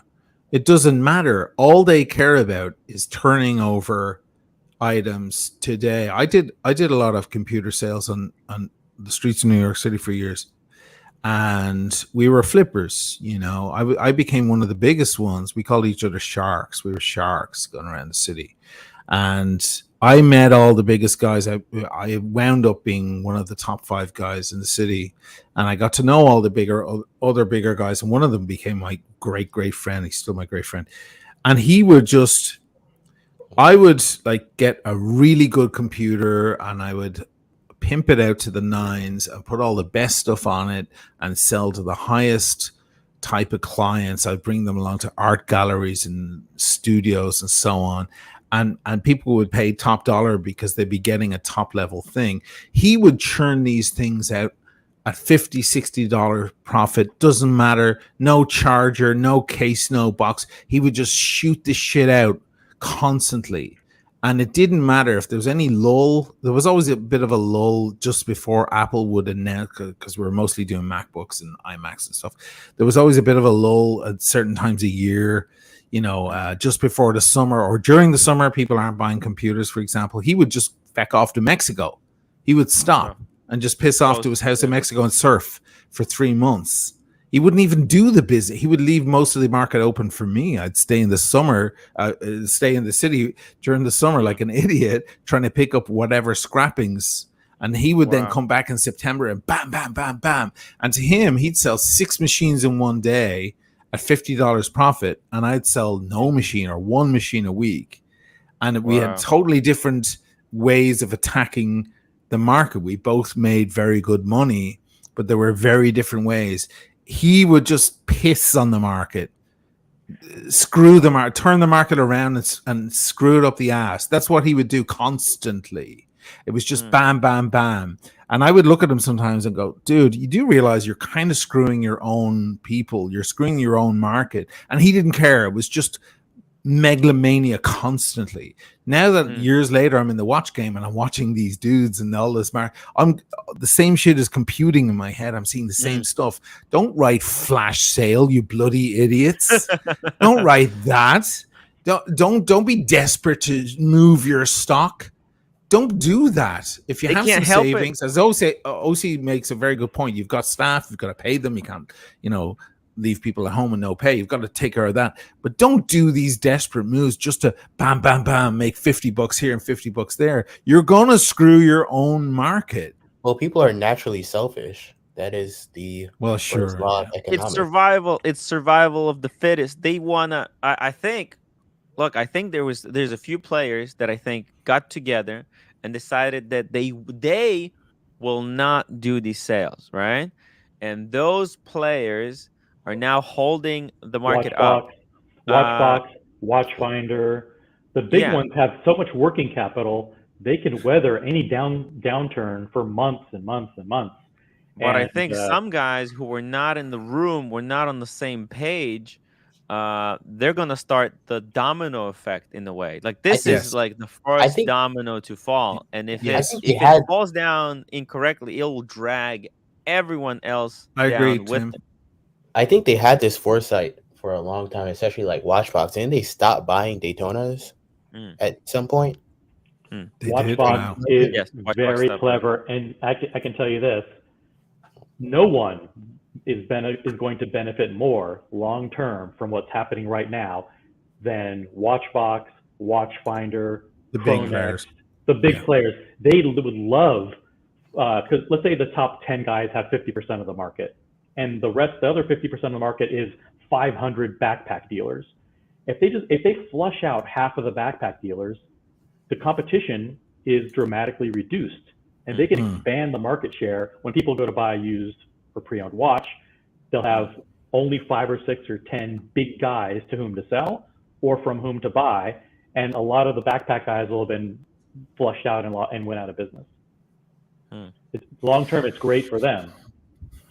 Omar, $5 super chat. This, I missed you. You will always be my matzo ball, and I will always be your falafel. Aww. That's so Thank sweet. you, Omar. That's sweet. Yeah. So sweet. know, Yeah, that's low legs. Uh, $5 super chat. A Sheen stole my light stick. They can't troll you if they can't see you. Oh, interesting. We got Rodent Mutation 2 Swiss francs. Good to see that this is doing well. Yeah, he looks a lot Thank you. healthier. Thank you. A lot of people, including Asheen, jumping on the show, to say hello Just show to some this. love, You got a lot of absolutely. fans. Yeah. Thank you so much, man. Wow. It's a lot of love. There's a lot of love. Trolex, is. $5. Now Asheen is stealing Mike the Snake shtick, the storytelling No. shtick. Hashtag take a breath. Thank you. That was a reasonable length story compared to Mike the Snake. I can't. No, wait. but I didn't go into a whole thing about, my sick family or whatever. That's okay. I love Mike the Snake. At least it was pertinent to the whatever. Okay. I Very can't wait relevant. until the end of the summer where we see what actually turns out. And if it turns out bad, what that new Yachtmaster Oyster Flex, I'm screwing my AD for that one. Yeah, they're getting screwed for that piece. If the market goes down even further by the end of the summer, Yeah. I'm getting 20% off that motherfucker.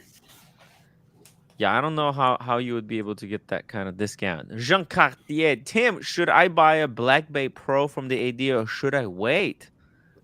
I think you should wait. I mean, what's the rush? What's the rush, man? It's not a crazy good watch. It's a great watch, but you might be able to get it at a discount. So, what's the better hurry? idea? Don't buy it to begin with because it's garbage.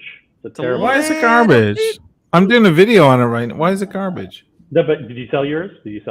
Or No, I still have mine. you still have I it? stopped. I sold all the other stuff I was thinking of selling. But you're getting rid of it. Be honest, you're selling it. Yeah, it's too small for me. I can't. Exactly. It's not a watch for me. But it's come on, it's a Tudor. Jean Cartier. Come on, man. I bet you want a nice Rolex. Just go for the Rolex. Get a Rolex Explorer 2, like Tim's Black Dial. OC hates Tudor. Okay, now I see Tudor, your yeah. motives. Your motives have been exposed. OC I'm you completely didn't actually have a point.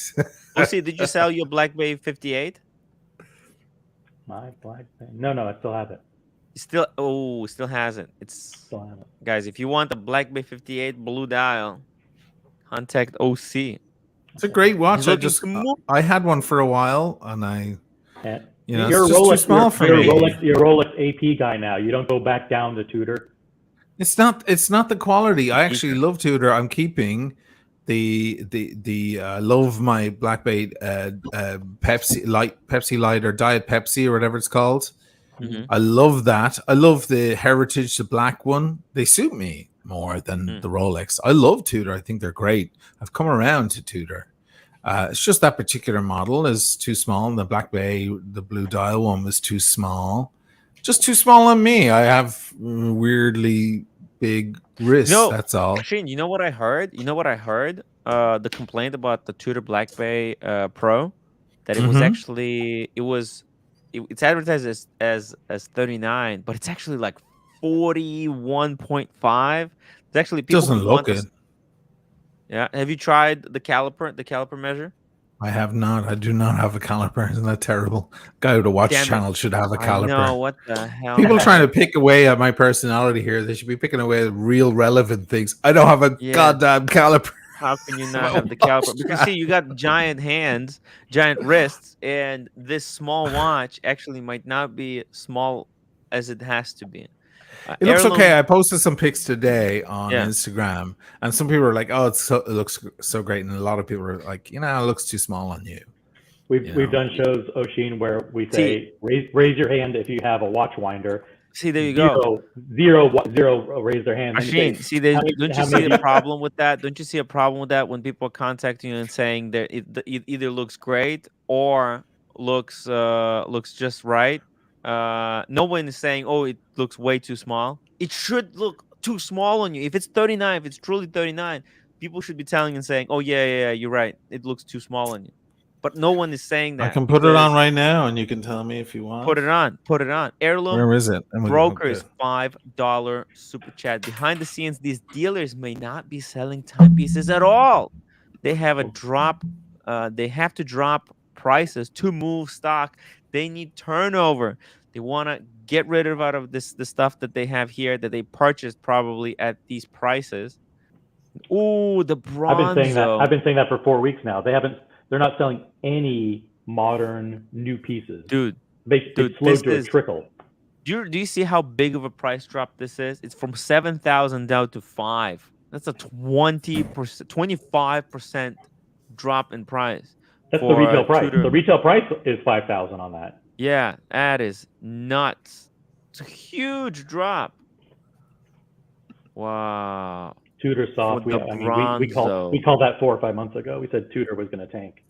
Man, oh man, what a drop! It dropped like a rock, without a paddle. Black Bay Chronos, right? What happened? We should see more Black Bay Chronos. Black Bay Chronos. Yeah, Black Bay Chrono is the one that's still hard. They're still hard to get, especially the white dial. The one it's even harder to get. A lot of people are like, "Oh, it's going to soften off like the Black Bay 58 did." It never did, and now it's even harder to get. I'm going to take this off. Someone was mentioning earlier that the light in the room made my two-tone look nice. Huh. This ain't two-tone, brother. No, it looks full gold. It looks full gold in that light.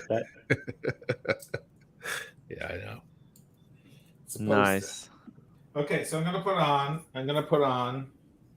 This is my favorite Black Bay at the moment, and this is the GMT. The Diet Pepsi. The Diet Pepsi. Let's see here, full screen. That looks perfect. Doesn't that look beautiful? That looks right on me, right? Yeah. Okay. Perfect. Yeah. I have my first luxury watch ever that I'm never ever selling. My Seamaster S&P 300. Still adore this watch. My James Bond. Yeah. Does a man need anything more than this watch? Tell me. It's everything for a dive watch. Technically, definitely no. Nice and slim as well. I love the slimness. 41 mils. The newer one, of course, is 42. Looks right on me, correct? Okay. That's just go through one is like $3,000 right now on Crown and Caliber. Yeah. This is a GMT 116710 LN, the discontinued all black. Black. Oh, the black espresso. Perfect. Right? Looks nice. Perfect. Little smaller than the one you just saw, but okay. It's 40 mils. Works nice. Now I'm going to put on the watch in question.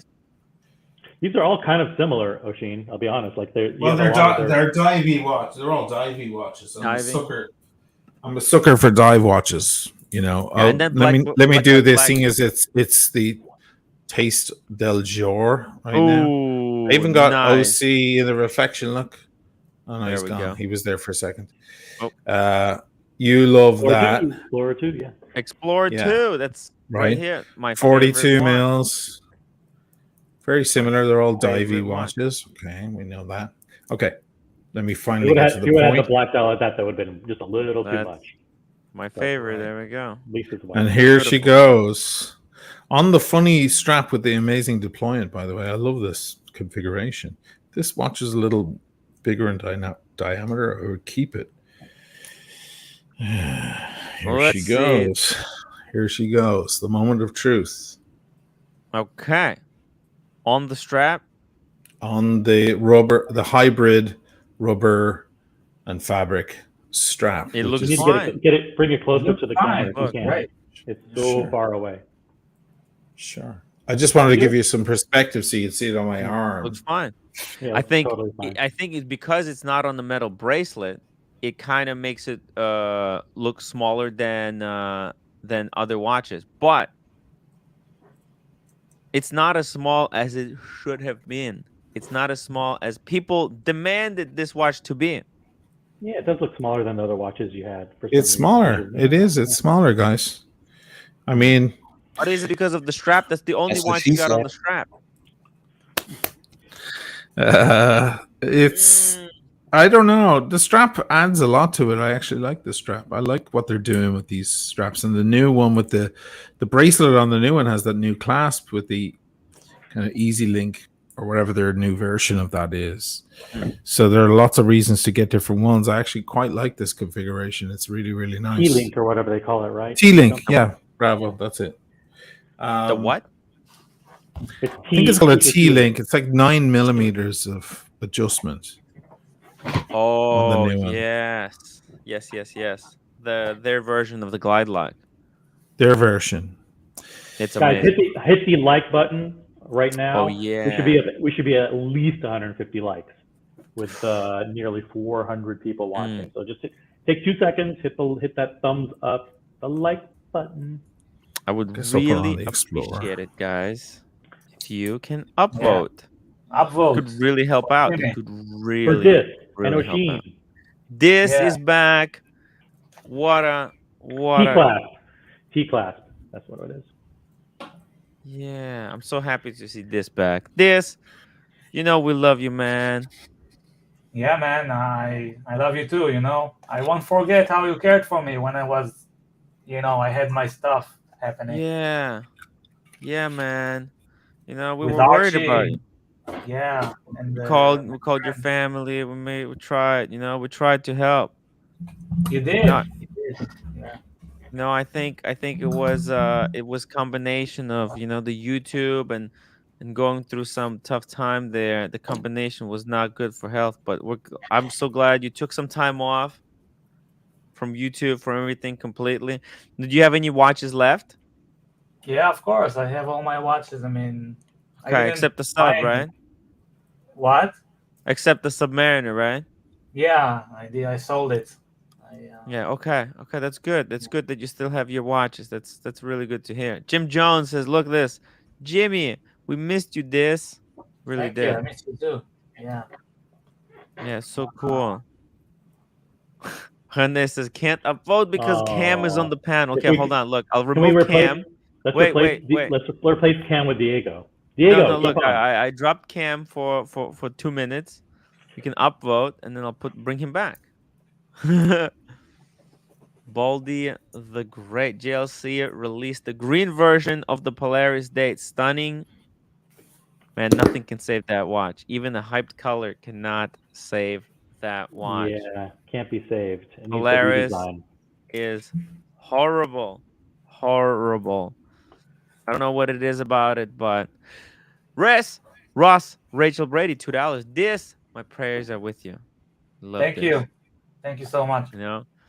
Even Oshin jumped on to say hello to this. What do you mean by even, Oshin? Yeah.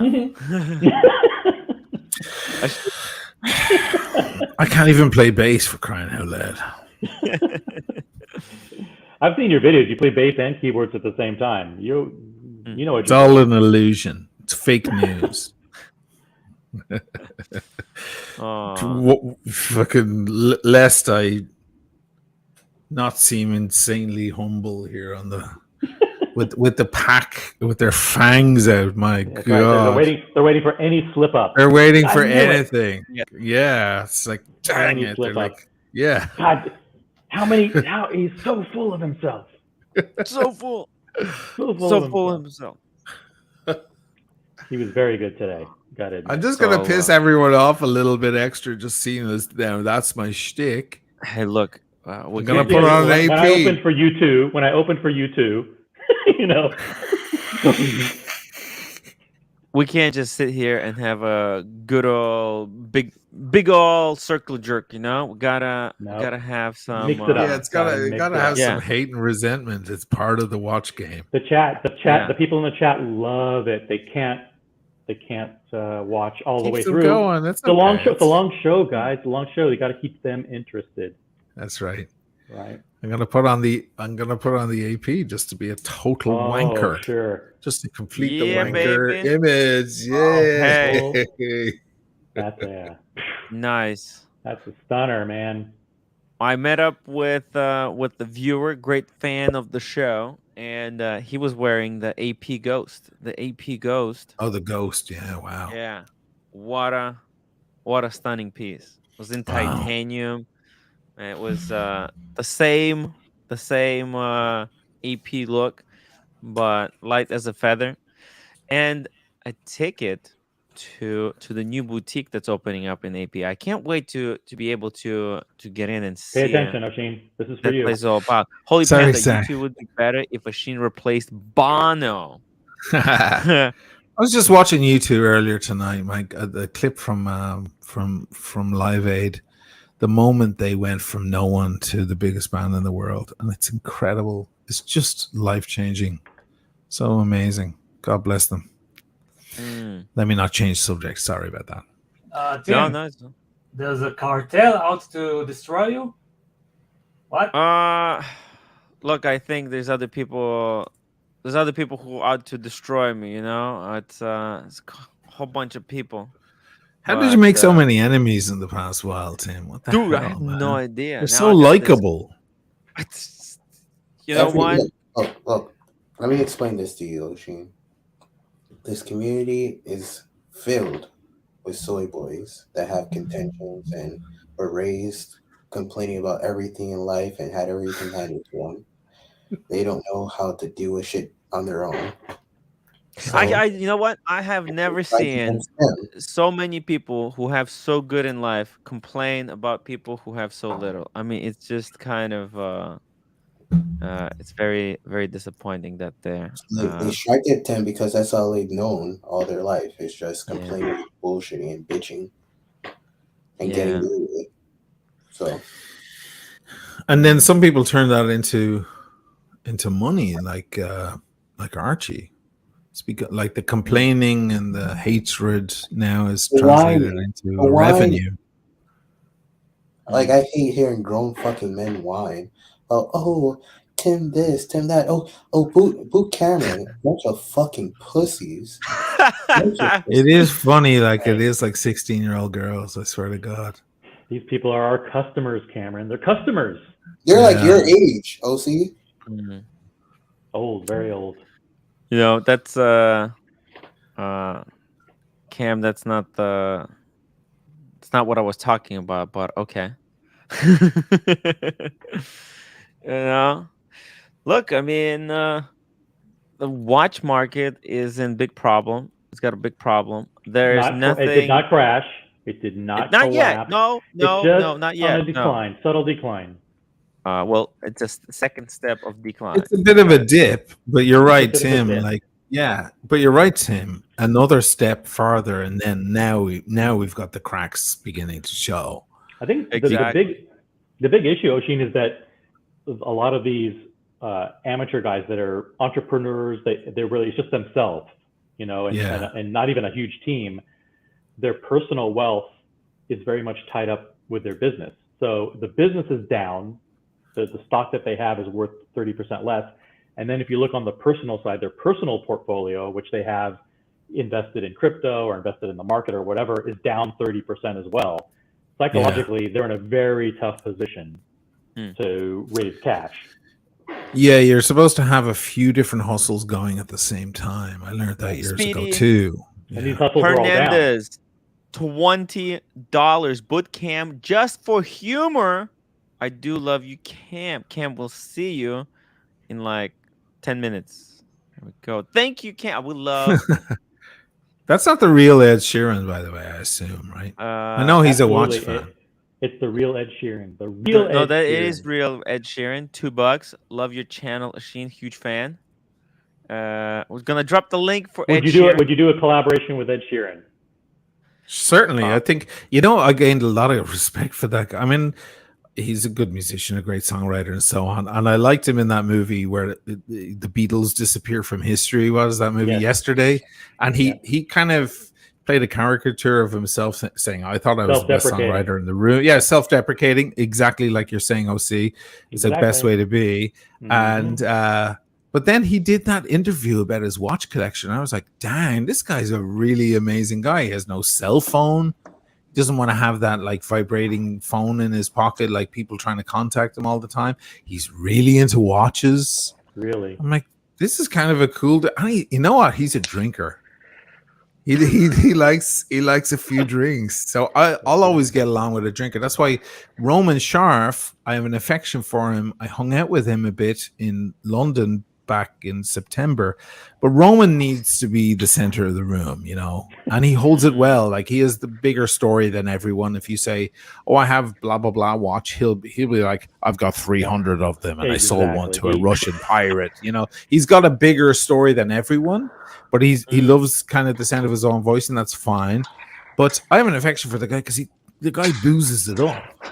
The guy can slam back some vodka, which means I can be in the room with the dude. I don't trust a guy who doesn't drink. There's only one guy I like that doesn't drink, and that's Dave Murray. He's a DJ in Ireland on the radio there, and he's my best friend for 1,000 years, and he's never had a drink in this. I think he had a little glass of champagne when he got married, and that was it. But other than that, I have an affection for a boozer.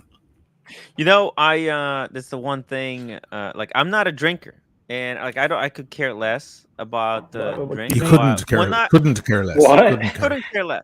Couldn't care less. Not couldn't care less. When I drink, man, do things get fun? Yeah, man. Actually, Man, I should correct. Paul Thorpe doesn't drink much either, and I love that. He doesn't drink at all. He barely drinks. He likes a little port. He likes a little port, but he's not a big drinker. So there's another guy I like who doesn't drink. Look, he didn't drink in Vegas. That guy's a sweetheart. I don't get it. He went to Vegas and he didn't drink. I don't understand. I don't get it either. He just never turned on to booze, and I don't know why. Like, we had serious conversation, and he wouldn't even drink. It's just like, he actually got mad at me for saying, it's Vegas, baby. He's like, Tim, you realize how many troubles you caused? And I'm like, it's Vegas. I mean, it's Vegas, baby. It's Vegas. I mean, what did you expect? I mean, this is Vegas. Actually, does anyone ever do this when you get a little drunk and you pull out a lot of your whatever you have, that's not in the bank or whatever, you pull out your watch collection and you just start adoring it? What is it? The thing that Archie says, the loving and the possessing and the hoarding. Like, you just you line them out in front of you and you're like really starry-eyed and you're just smiley and you're just going, look at my achievement. It's so great. And you're like caressing them. I don't caress them, but in your mind, you're just like, oh, so pretty. I never look at my watches. I never look at the box. I don't know. I like my Explorer too, whenever it's on my wrist. But lately, it's just been they're sitting in the box. Actually, when I came back from Vegas, now I gave my watches to my neighbor because I don't want a burglary to happen. It's a good idea if you trust your neighbor. Yeah. Yeah, no, I do. They're great people because I have this guy. He keeps telling people how easy it is to find me on the internet. This guy is just. I have this lunatic who watches my channel. He's like, dude, you realize? And first of all, he's like, Tim is such an asshole. And check this out. Look how he's got all these watches. And check out how easy it's to find his location. I'm like, dude, what the? Stop doxing me. He's like, I'm not doxing you. You have your information is out there. But when you say he's got this collection, when you say where you give easy instructions one by one. Okay, this is where you find him. You know, when you make it out so easy for them, what the hell do you expect people? That's doxing. And That's but doxing, man, yes. yeah. But this guy, he's a total lunatic. He's like, who are you just being paranoid? Paranoid? I got these watches at home, okay? Sorry. And you're telling people how I'm an asshole and I have these watches and where to find me. I mean, no shit, I will be paranoid. It's a psychopath. But you are putting yourself out there in the public, man. Like, well, but it's not like you have to be very careful. Sure. It is out there, but do you have to talk about it? Man, some people, they just want bad things to happen to other people, and they'll go out of their way to. I've had you've no idea how many people have triangulated my place. I just moved. I'm no longer there. It's one of the reasons I had to go. Yeah, exactly. People were sending me Google Maps. You showed your outside your window, that church. Yeah, that was stupid. Can definitely find that. Yeah, that was stupid. Yeah, that was a really stupid thing for me to do. Yeah, some people have but they triangulated it, and they're like, they got it exactly right. One guy was helpful. He was like, "You should remove this, this, and this from your Instagram, and it will make it impossible to triangulate you." And I said, "Thanks very much." But no, it was time. It was time I got the hell out of there because of that as well. Yeah. You know what I need to do? Actually, this is something that I just realized. I have to go to my police department and tell them that I'm a live streamer, so that if somebody tries to, send, like the squad or something, what's it called? Yeah, I'm not even worried about people trying to steal the watches because most of them are in the bank half the time anyway. It doesn't matter. It's because because you get weirdos. The weirdos have found the cafe I go to around the corner, and they've left things there for me and stuff. Like one guy left a poem and stuff. Like they just came in and asked my friend, like, "Is this where he goes to have his coffee?" Because you get these odd, and then I don't hold back, right? Many of you have noticed. I'll tell people to go fuck themselves and so on. So you might get someone who's very angry. When Paul asked me over to the London Watch Show, I was like, yes, as long as there's security and someone standing near me, because there might be some guy who comes along who said, you called me a blah blah blah in the comments and tries to stab me or something. Be careful. Be careful, Sheen. That the chat will be full of, Sheen only wanted to go to the London Watch Show if he had his own personal bodyguard. Oh God, they can masturbate all they want out of that information. That's fine. Nothing's going to stop them anyway. The second I open my mouth, The real Ed Sheeran. The real Ed Sheeran. $5 safety deposit box fund. I'm on a wait list for a safety deposit box. They're very hard to get in New York. Yeah. Apparently. And I told them I don't even want the Tiffany blue. I'll take the regular one, the one that's easiest to get, the least desirable one. It could be at the back. A lot of banks in New York don't have them. I looked into it a couple of years ago. Yeah, they have every bank here has them. The most elaborate places. You wouldn't believe them. I put some photos on my Instagram a while ago. Like shit, like it looks like a movie, or it looks like Ocean's 11 or something amazing. Every bank here has them, but over in New York they got rid of them. They phased them out in the 80s and 90s apparently because there was trouble. People are hiding their real money in the safety deposit box rather Tim, right. than would depositing. you call yourself a Z-lister, Tim? You YouTubers are borderline Z-listers, so really don't know where fascination comes from to that extent where they would stalk you. I know it's not about the stalking. I'm just afraid of burglaries. The burgle. I don't want to be burgled. Tim, you need to look into insurance. I did the Hodinkee stuff recently. It was very easy.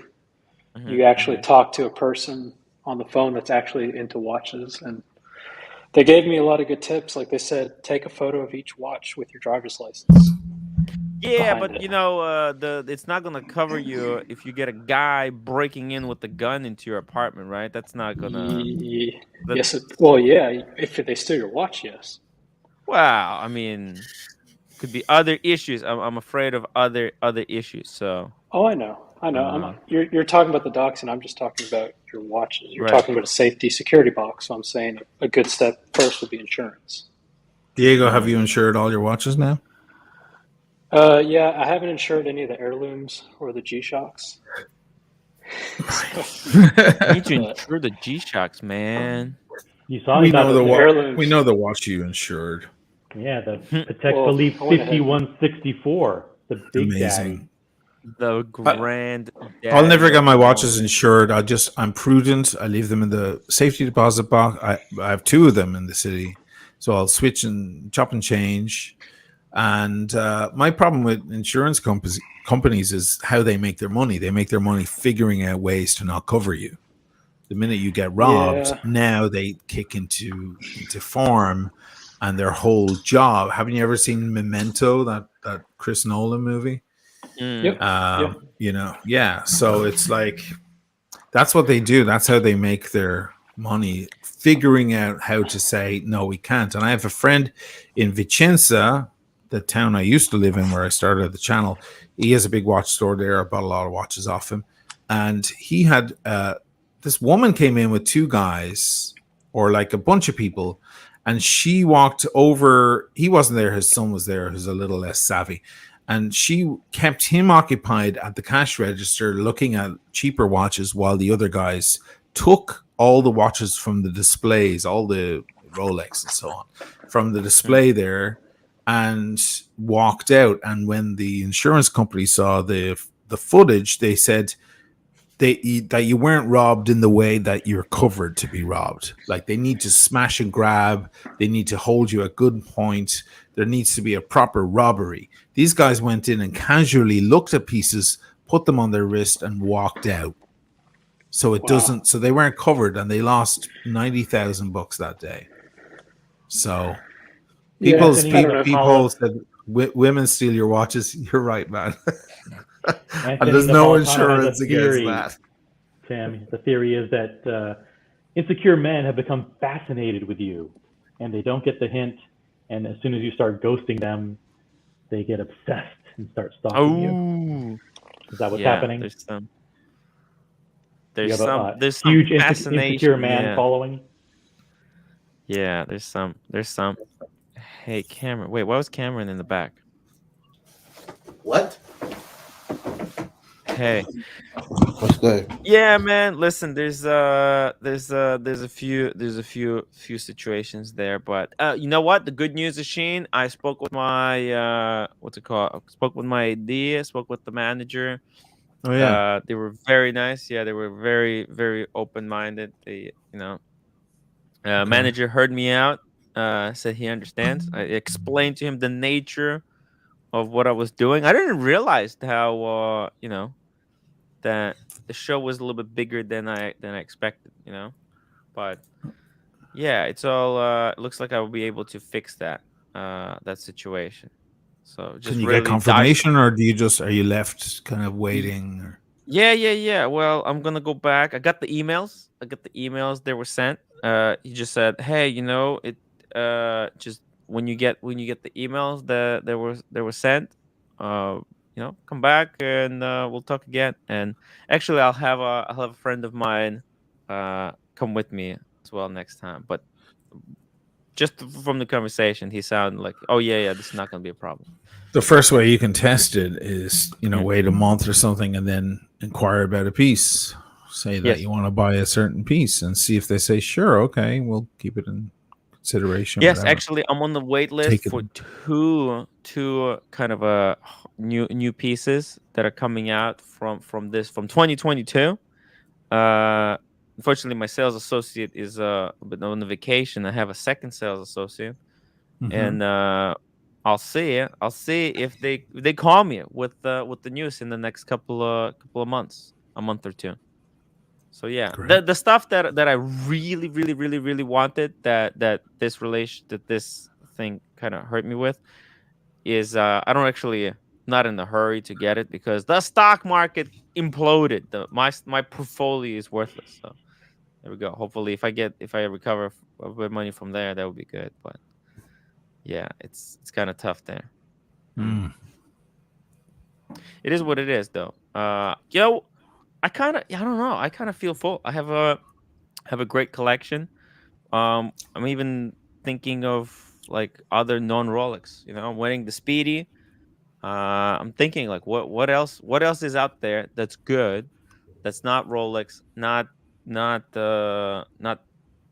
so common to get in the future. Tons of And them. Yeah, I might be able to get an AP. Might. But then I will have to sell, and I don't know what. But still. Well, an AP is going to cost whatever you would be interested in would be 30 to 40 if you get a list, right? Yeah. At least, right? So, yeah, you're into a new bracket there.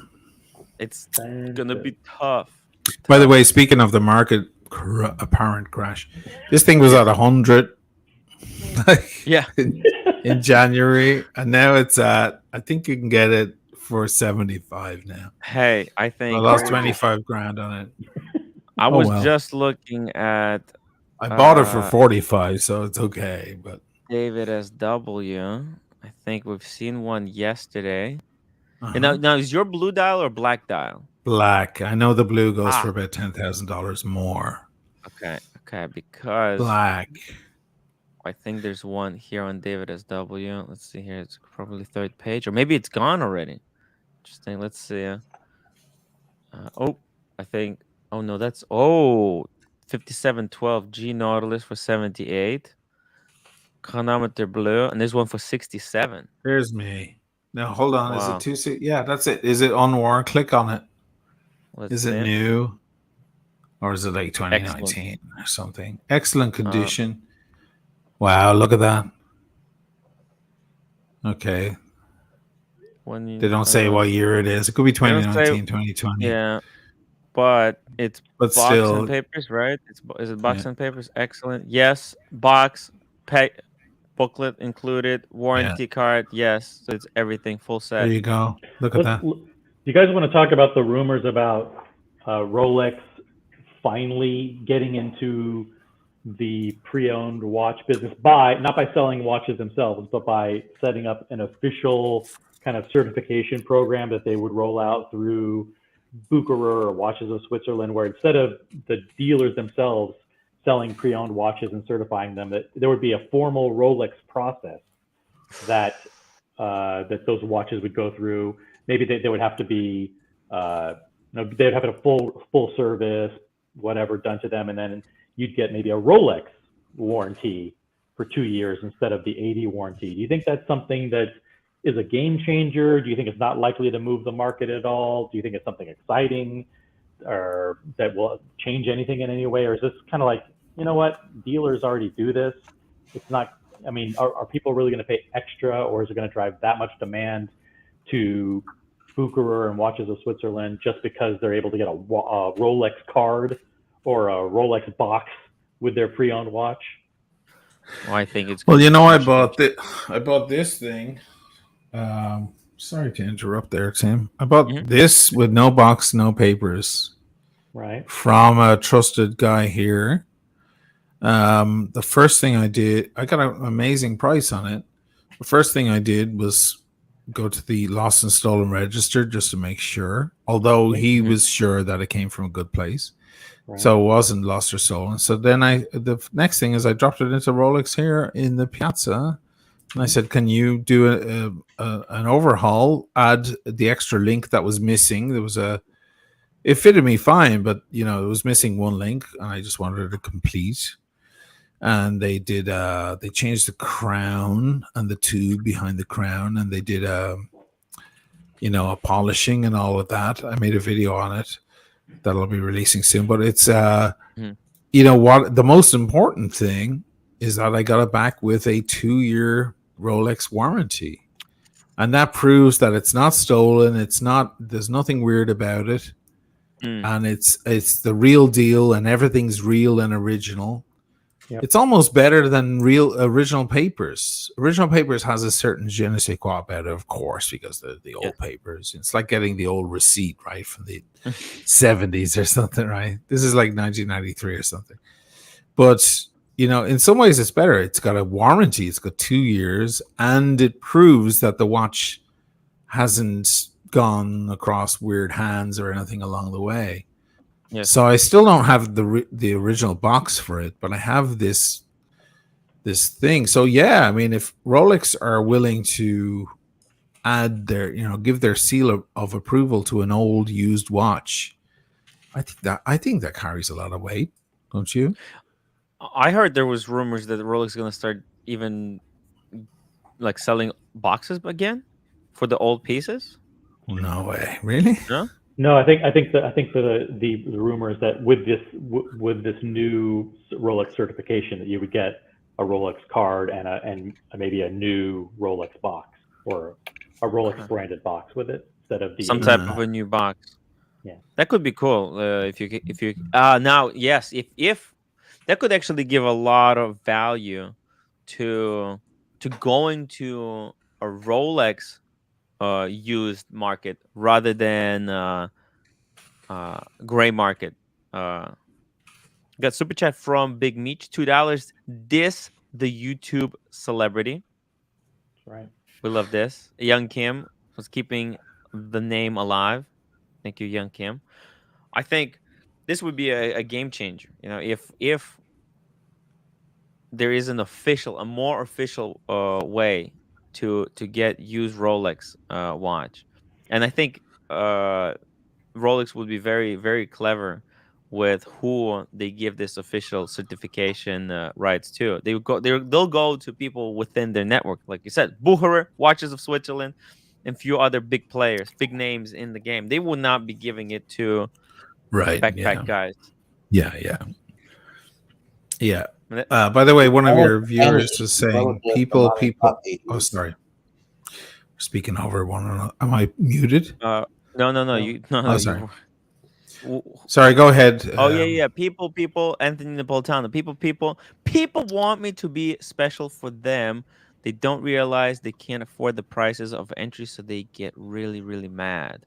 I was addressing the one where he said it could be stolen. I assume he was talking about my gold watch. Oh, could be stolen, but not reported because people haven't have a serial number. I know a thing or two about watch crime. Yeah, it's true. It may not be reported, therefore Rolex or the watch register wouldn't pick it up.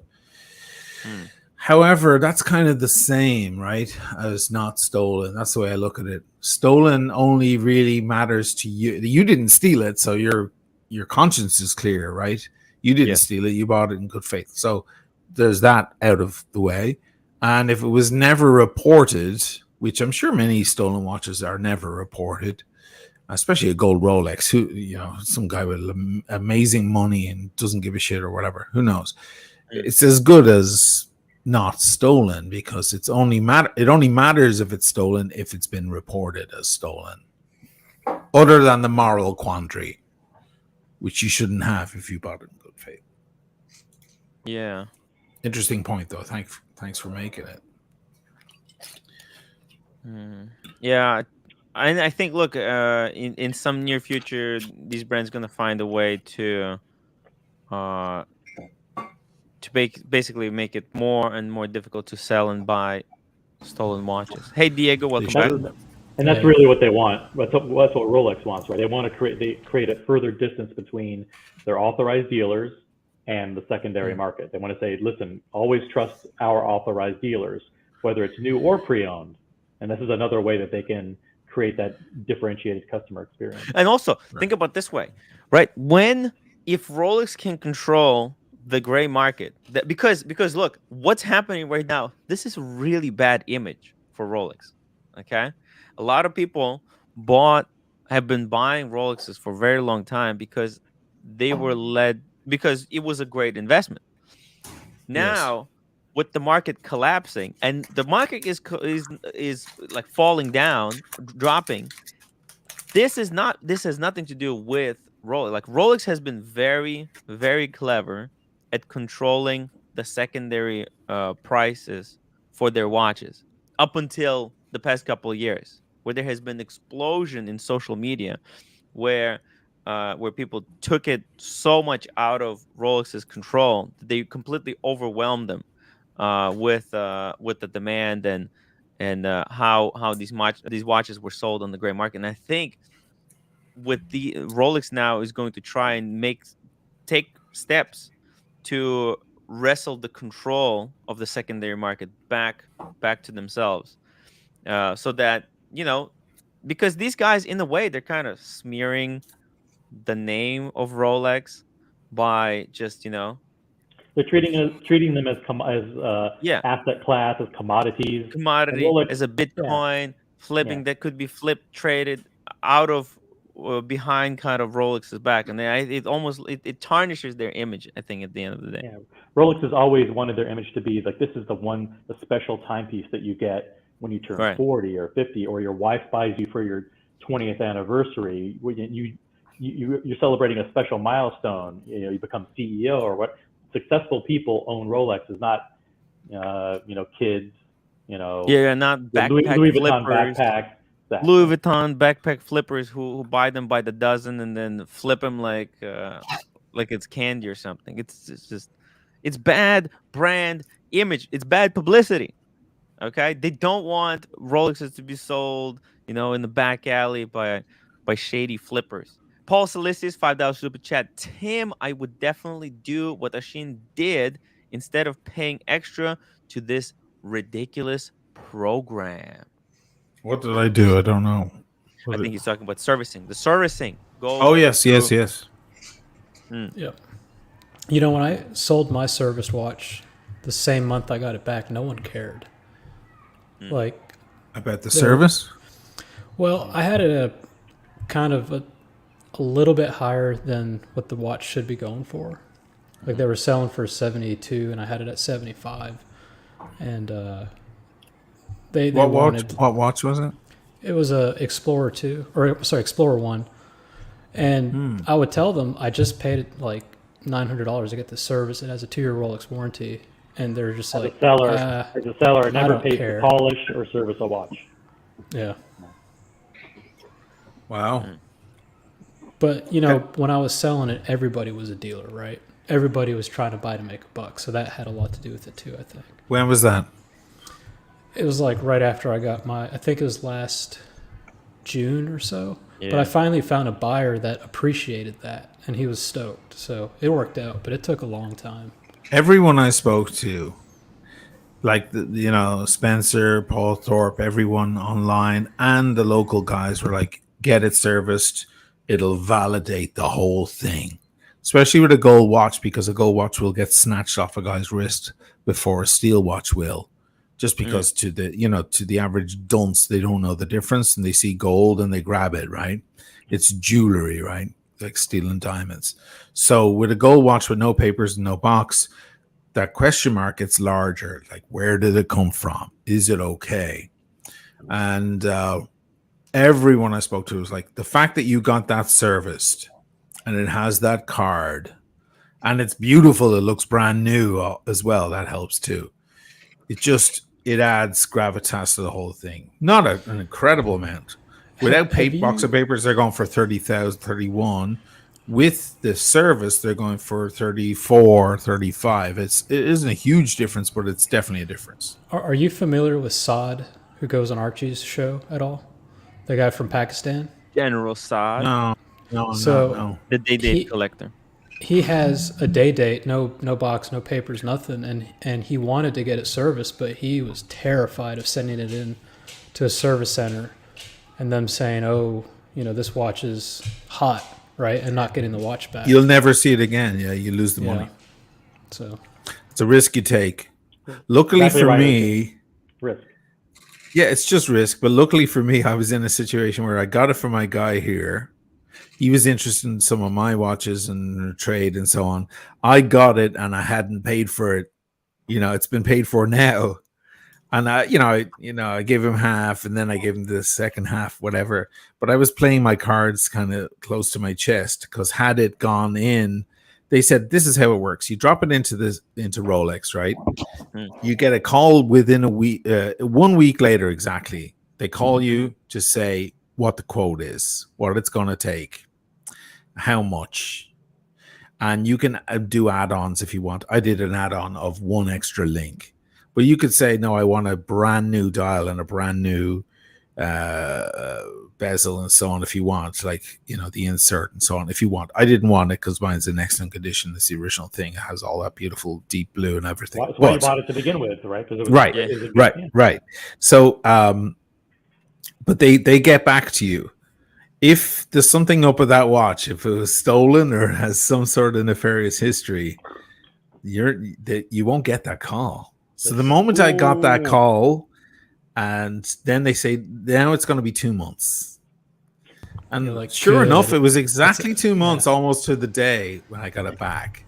I believe it was probably in the final few days that they actually did the job. They have tons of watches to do. But they're given 2 months grace period to get it finished. In those 2 months, my mind was at ease. I knew by then, because they would have taken the watch, pulled it apart, look at the serial, done their entire thing. I have a friend here in a different AD back in Vicenza, and I was dubious about a certain watch one time, and I was like, "Can you look up the serial number for me?" And he goes, "We have to call it in to the system," and he said, "I don't advise you do it, because if I call it in and it turns out to be nefarious, there's something behind that, you know, it's been reported as stolen, they'll pull the thread. They won't let me off the hook. I can't just innocently inquire and then hang up the phone. They come chasing me down. So like I can't say, oh, by the way, is this number okay? Oh, it isn't? Okay, bye. I can't do that. Then they'll say, where did you get that number? Who's the guy who called you? They'll chase it down. So he said, if you have doubts, just don't buy the watch. That was his advice. Don't fucking buy it if you have doubts, because there's no way I can check it without them chasing you down and chasing me down first and sweating me out. Yeah, right. So I took a big risk, but at the same time, I didn't have, what did I pay for the thing? 24 and a half. What model is that? What reference is that? It's the 16618 LB, the blue one. Okay. From Sometimes 1993. you risk big and you win big. So yeah, but what I'm saying is I played my card. I wouldn't say, I mean, my guy here is Italian. He's not watching this. He's not watching this, and it's all in English, so he doesn't understand what I'm saying, but I love him to bits. But at the same time, it would have been his fuck up too. Like, had they called me back and said, no, we're keeping this watch. This was stolen from someone 10 years ago, you know, blah, blah, blah. I would have gone back to my guy and said, by the way, I'm not giving you the rest of my money for that watch. Now you owe me a watch, fucker. Yeah. Because you just sold me.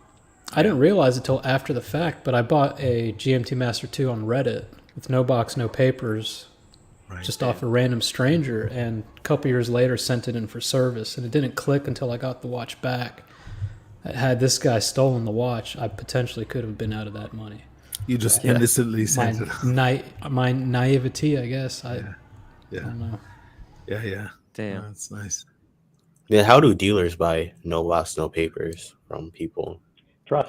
It's on trust, you know, and they're supposed to be opening up the watches to see if they're Franken watches or clone the movements or whatever, but a lot of they don't do it like they should. A lot of dealers here in Italy will not even entertain the idea. Right. If it doesn't have, it doesn't matter how beautiful the watch is. If it doesn't have papers, they're not interested. Please go away, because no one trusts anyone in this country for obvious reasons. It's where the mafia was born, for crying out loud. Now, when you open a Rolex, you void the warranty, right? No, you can open the back of a Rolex. No, that's FP Joint. I think that's for like Richard Mille or something. FP Joint. Okay. I don't think Richard Mille even cares about that. But you're not gonna know what the hell you're doing if you open a Richard Mille. Yeah, you need proprietary screwdrivers to even open the thing. Yeah. No watchmaker, no sane watchmaker would be like, yeah, I'll give it a try. I mean, what the hell is he gonna do? He's not gonna have parts for it. He doesn't have the parts. He doesn't even have the. You know, they did it with Apple computers years ago. He doesn't have the tools. Yeah, they need Torx size. Yeah. Yeah, they have a special thing where you Yeah. put the watch, then you put the screws so it doesn't damage it. Yeah, you Yeah. can't risk it. Yeah, it's no sane watchmaker would even touch it. They would just say, "Hey, that's even I had a Tag Heuer that was still under warranty, and the first thing watchmaker asked, he said, "Is this watch under warranty?" I said, "Yeah, like 2 more months." So he said, "Yeah, go send it for Wait, warranty." that can't be true because dealers take off the case of the bezel off of the Richard Milles and they put diamond bezels on it and they change the straps all the time. Well, They there's figure different- out how to do it, but they've totally voided the warranty. Yeah. Totally. Yeah, it's That's why I was Same with Rolex. You can't. What is it? Busted out. You can't send a busted out Rolex back to Rolex. They'd be like, "You kidding me?" Kevin says, "Guys, was wondering what you think of on the Tudor Black Bay 58 black bezel. I'm picking mine up tomorrow. It's a fucking amazing watch. Amazing. Yeah, Gorgeous. it's a killer watch. Great pickup. I Actually, will great pickup disappear on the while gray you guys are market talking right now. about this. Hmm? I will disappear while you guys continue to talk Oh, about this. see it. Take care, guys. We got See you, 10 OC. minutes No, to no, go. no, no, Always no, great, man. Wait till the question's over and I'll be back. OC, so when are you gonna sell that date, man? The market's crashing. Ooh. Does he have a 41 or a 36? We might be able to get dates again in like 2 months in the case. I might be able to get a platinum. I'm not worried. I'm not worried. It's a great pickup. I'm happy to Just have hang it. on to it. Yeah. Exactly. It's only a loss until you sell it. If you sell it, if you Exactly. hang on to it, it doesn't Only a matter. loss when he tries to sell it at a loss. Right. You sell it off at the current market price. Now you've officially made the loss. You hang on to it. You don't know where he it's bought it in going to go. retail. Well, he got it already at made retail. If he sells it, got it he'll at just retail. make smaller profit. Just like you, like selling the AP, you feel like you lost $25,000 when you really didn't. I know. I'm like the guy in is it Casino with Robert De Niro, the Scorsese movie. The guy, they fly him in, and he bets it, they pretend the plane is faulty, so he has to go back to the hotel, and then he winds up playing it, but he plays small. But he doesn't see it as winning 30,000. He sees it as losing 90. So then he starts playing big, and they take $1 million back. It's like that. Nice. Yeah, the guys at the nearby place here were giving me shit over that. They're like, just sell it if you want a 75. What the hell do you care? You still made loads of money. Stop being greedy. I think if you buy a watch, you should be content with getting back what you paid. Cameron, Cameron, his audio is really low. So if you want to get close to the mic, Cam. I was saying the massive ego I'll have when stuff gets back in the case, like dates and yacht masters and shit you'll like be that. able to get them for retail again. Yeah, how many waving my dick around the fucking AD? Just calm down, Cameron. Diego, you had a more intelligent comment. Sorry. I was going to say, I don't think you should buy watches unless you're content with getting back what you paid or even slightly less. Exactly. You should be okay with that. Otherwise, you shouldn't be buying a day date. That's what I did with crypto. I said, I'm going to put this money in crypto, and this is money that I, in my mind, think will be worthless. And whatever happens to it, I'm not going to worry. And now it's worth half of what it was. So that philosophy is coming true. It's the gamble. It's a gamble. Ooh, crypto is down. Crypto is down big time, I don't know guys. how- Everything's down. Something's happening globally. It's not watches then only. Something's and it's happening. Not even, it's tax season. Is it it's tax season? It's the war in Ukraine. that excuses. I it's don't the think stuff it has happening to do with the war in Ukraine. I had a friend over here. He was picking up a watch.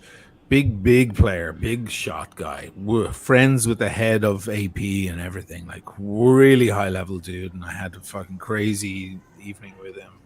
$6,000 of wine we drank. It was nuts. Like, and I mean, I was super humbled. I was like, shit, this guy's heavy shit. And we were talking about what was happening, and he said it's all to do with what's happening in the Far East. That they went on lockdown again, that their people are screaming from their apartment buildings. They're not able to leave their homes. It's back to worse than it was 2 years ago. with the pandemic and so on. And he said it's all to do with that. That's frozen the entire thing. That was his opinion. I don't know. I hadn't heard that before. I knew about the problem happening. I think that this watch market now that is crashing is a larger indication of what's going to happen in the economy months from now. Because when this market was crashing a little bit, while the watch market was rallying, you would expect it to go at the same time. But now that it's caught up to watches, that's a big indication that it will catch up even worse in public equities and crypto, since the watch market is the last to be affected by economic That's downturn. interesting. Yeah, I mean, dude, crypto to begin with, that was a joke. I think a lot of people knew that, but It's not over. It's not dead. I mean, listen, It's things not. go up and go down. it's not. But I think that the image has been tarnished. The image has been tarnished. I remember some delusional fantasists telling me, "Oh, it's gonna go down to 30, then it's gonna go back up to 60, go down to 40, and then go back up to 100." And it I should had a have been crystal at ball. 100 now. When I was told, I was like, "Dude, you're just making shit up. What the what?" I keep Bitcoin getting went down. these emails from Coinbase. I've never subscribed to Coinbase, and one email will say Bitcoin's up 6%, and I'm like, oh, okay, it's over. And then like 3 hours later, Bitcoin down 9%. I'm like, oh fuck.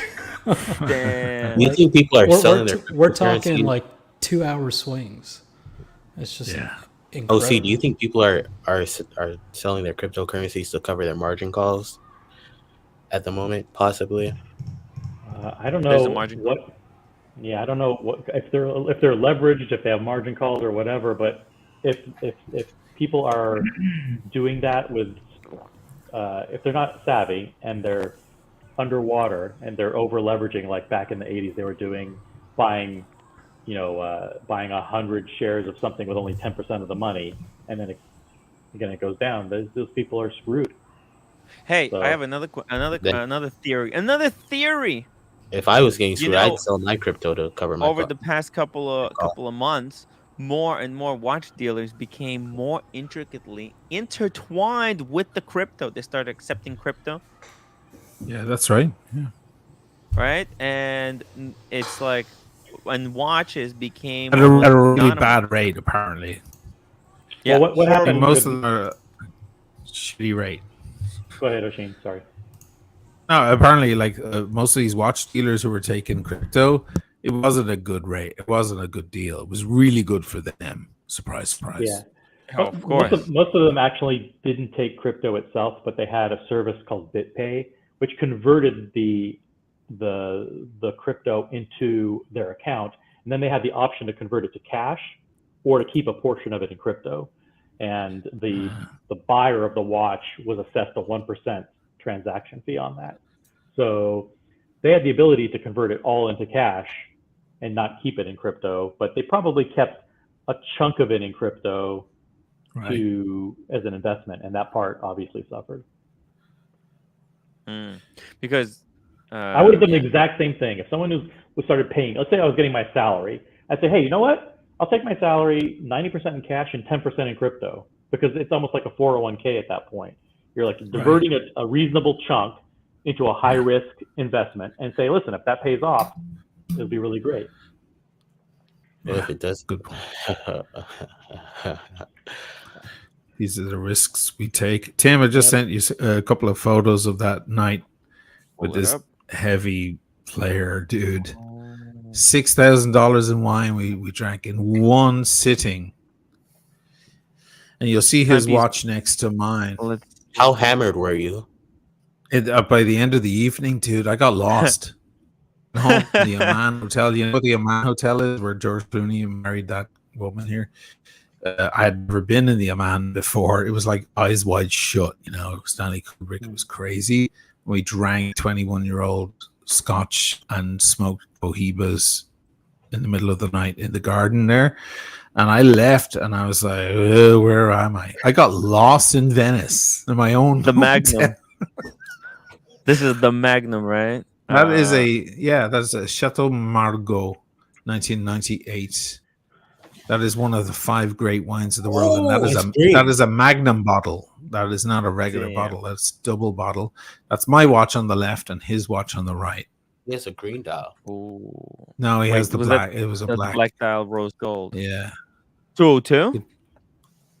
Read out that super chat so you can take it away. Yeah. Time is fun, $2. Market will come back when the Fed stops being scared. The Federal Reserve. Federal Reserve. You know what I'm drinking tonight? I thought he was talking about Federico. I was like, why is Federico? I actually thought controls the market. Cryptocurrency was supposed to be a hedge against inflation. What the fuck? I'm drinking something very similar, Ashin. Oh yeah, you can tell me about it in a sec. One sec, Diego. Let's put a pin in that. You want to full screen that, dude? Because there's some heavy hitter. First of all, that's the bar in the Amman. This is a 7-star hotel in Venice. It's the cuntiest fucking bar and hotel in all of Venice. On the left, you have a Chateau Rothschild, Chateau Lafite Rothschild, one of the 1786 classification of the greatest wines in the world. That's a 2014. Wow. On the right, you have a Chateau Palmer, which is a third way down, but it's a 1990, 32 years in the bottle. We had that at 5 in the afternoon, 5 in the early evening. 5. Nice. I'm like, I can't fucking drink at this hour. Like, I'll get arrested later, guys, if I start. and he was like, no, come on, we're drinking wine. And I have photos of the back of his watch because it has the exhibition back. But obviously, there's a very big. Look at the room around. You want to see the wealth in that room, guys. You want to see like just top wealth. You just feel like we're so royal in that room. But I couldn't post the pictures of the back of his watch because, of course, the serial number is on. I would have to blur the serial number out. But that was pretty insane before 6 p.m. to have 2 bottles. The Chateau Lafite was probably in that bar. I don't know. Probably 2,800 to 3,000. The Palmer from 1990, probably 1,200. Wow. And then, of course, we went to another restaurant. A boat picked us up and brought us to the restaurant. And his advice was like, don't sell the AP because I have a party in Monaco soon and the head of AP will be there and you should probably wear your watch to it. I'm like, fuck. Okay, you convinced me. Fuck. What am I going to do to that? The golden ticket. Yeah, it's like, I better have my bloody AP on. It's like when you go into the AP boutique here, you don't wear your bloody Rolex. You can't sell that AP. You're building memories. Yeah, exactly. But also relationships. Yeah. I can't sell the AP because, Dude. I want the guy to bloody like me or whatever. You want to schmooze with these people. Can't be wearing some goddamn cheap-ass Rolex. Fuck, man. Oh, you're muted. Isn't that crazy, man? If there's any chance you want another one in the future, you got to keep that one. Yeah. Right. Yeah, you're right. If I get out of this, I'm never coming back, right? Correct. That's right. Now this what wine are you drinking, by the way? So it's very similar to yours. It's similar in that it's a white wine, and that's about it. And that's it. It's a screw top. Screw top's okay. Screw top is better than the cheap, those plastic corks that look like a real cork. Yeah, they're not. The screw top's better, especially if it's a new white wine or a rosé that you want to be crisp. Screw top is fine as long as it's sealing. Verdicchio though, and you taught me that it's Verdicchio, not Verdicchio. Yeah. That's my favorite wine. Yeah, it's hard to find. You've now inspired Tim to get a drink. Watch. Okay, you guys inspired me to get a drink. You thought. Diego, I'll give you another recommendation. Bad, Diego. Oh, sorry. Welcome to my world. Wine in a can. There you go. Wine in a can, guys. No, it exists. Oh my god, it exists. How bad you guys think? At least it's sealed. It's not going to get oxidated. So know. So hey, I'm having. Here's cheers, man. Cheers. Hey, Diego, just for you and anybody watching who's into wine. This is Vernaccia. Why won't it focus? Let me do that. Vernaccia from San Gimignano. So look up San Gimignano. It's an old town in Tuscany. It's like a medieval town. They have torture towers and stuff with crows flying around on the tops and stuff. Really spooky old town.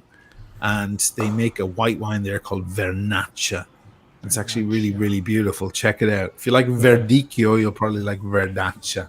I'll try it. It's hard to find because it never typically doesn't say Verdicchio on the front of the bottle. You have to look at the back and look at what grape's being used. Because Verdicchio is a varietal, not a type of wine. Only certain wines are named by their varietal, like Chardonnay or Cabernet. Right. Yeah, Omar, $5 super chat. Tim, you have the star on the show, and you are missing your opportunity. We want to hear from him. The other reason I jumped on full-on special on the after show. Similar to Asheen was I wanted to say hey to you in person. So thank you. I Man. love that you're on. Like the beard. He's back. Like the beard. He's back. This is back. Guess who's back? This is back. This, that. This is back. This. You were just a saying. Are you now? Up until now. Are you officially back in the community, or you just came to say hello and you're going to be going back into? I think I'm officially back. Yeah. Officially back. Just want to be a guest on shows, not run your own show. Is that I was an aspiring YouTuber. I wanted to be, big like O'Shane or something. But then I understood that I'm not cut out for this, So you can still find delusional fantasist. YouTube is hard. YouTube is hard. People think that this whole shtick, it's so easy. Why? It's so easy. Anyone can do it, but. No, it's hard, man. But it's okay, yeah. I was going to say, you'll probably have more fun just being a guest on a few panels than you will stressing over running your own channel. You'll have more enjoyment out of it. Yeah, exactly, man. Diego trying to temper the potential competition there. My channel drops tomorrow. That's right. By the way. Wait, are you doing a live stream tomorrow, Diego? No. I work tomorrow. Afterward. That's an actual job. Yeah, gotta wake up early. Never asked you what you do for a living, man. Is that private? That's private. Sort of. I'll tell you later. Okay. It's boring. Okay.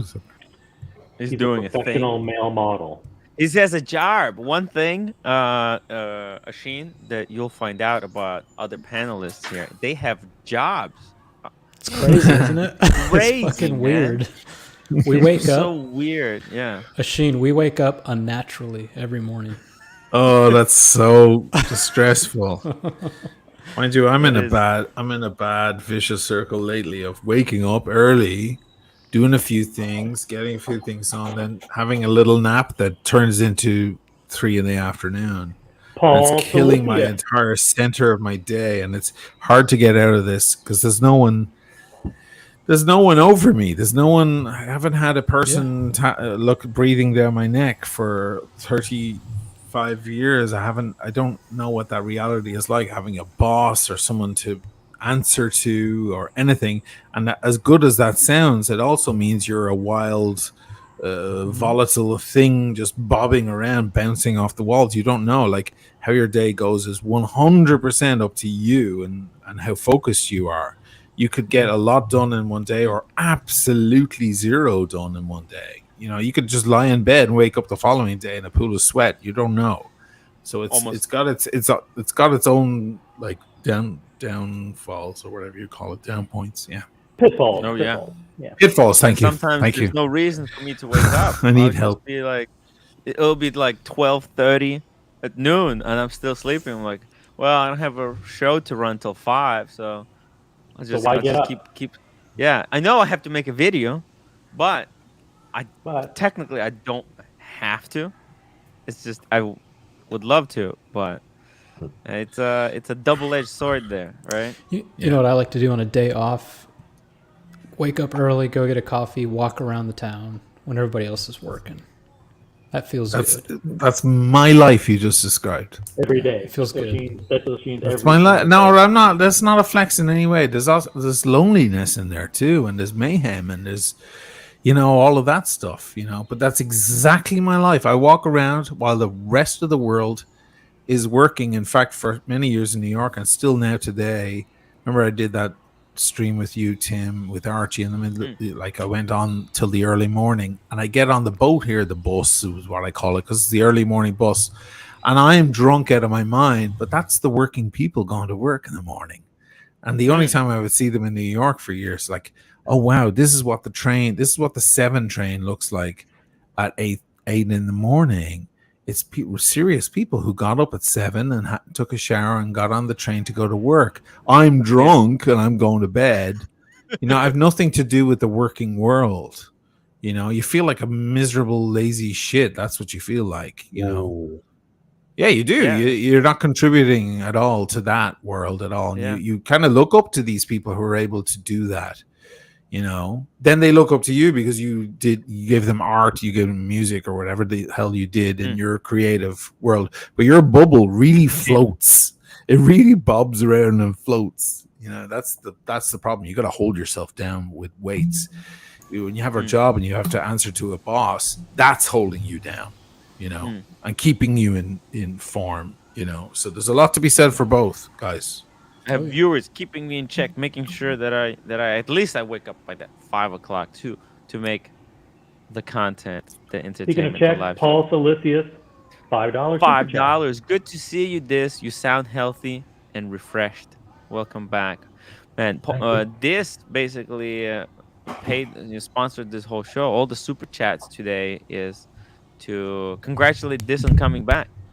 Without this show would have been basically unpaid for. So dude, thank you so much, man. You saved tonight's episode.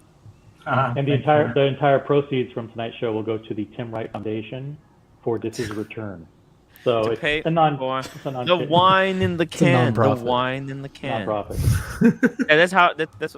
Hey, you know what? It's actually not bad. It's pretty good, guys. Really? And there's actually American Express coupon. You can use American Express if you have the Platinum card. They give you 30% off your order of wine in the can. It's awesome. You can't beat that. $700 for that card, Tim. What? You have to pay like $700 for that card.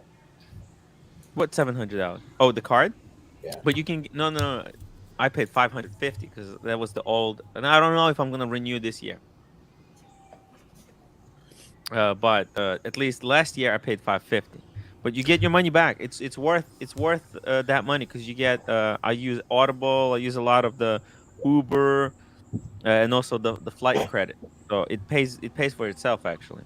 Imagine we go into a recession and then what happens to Amex after they fucking raise their annual fees and nobody wants to pay that shit?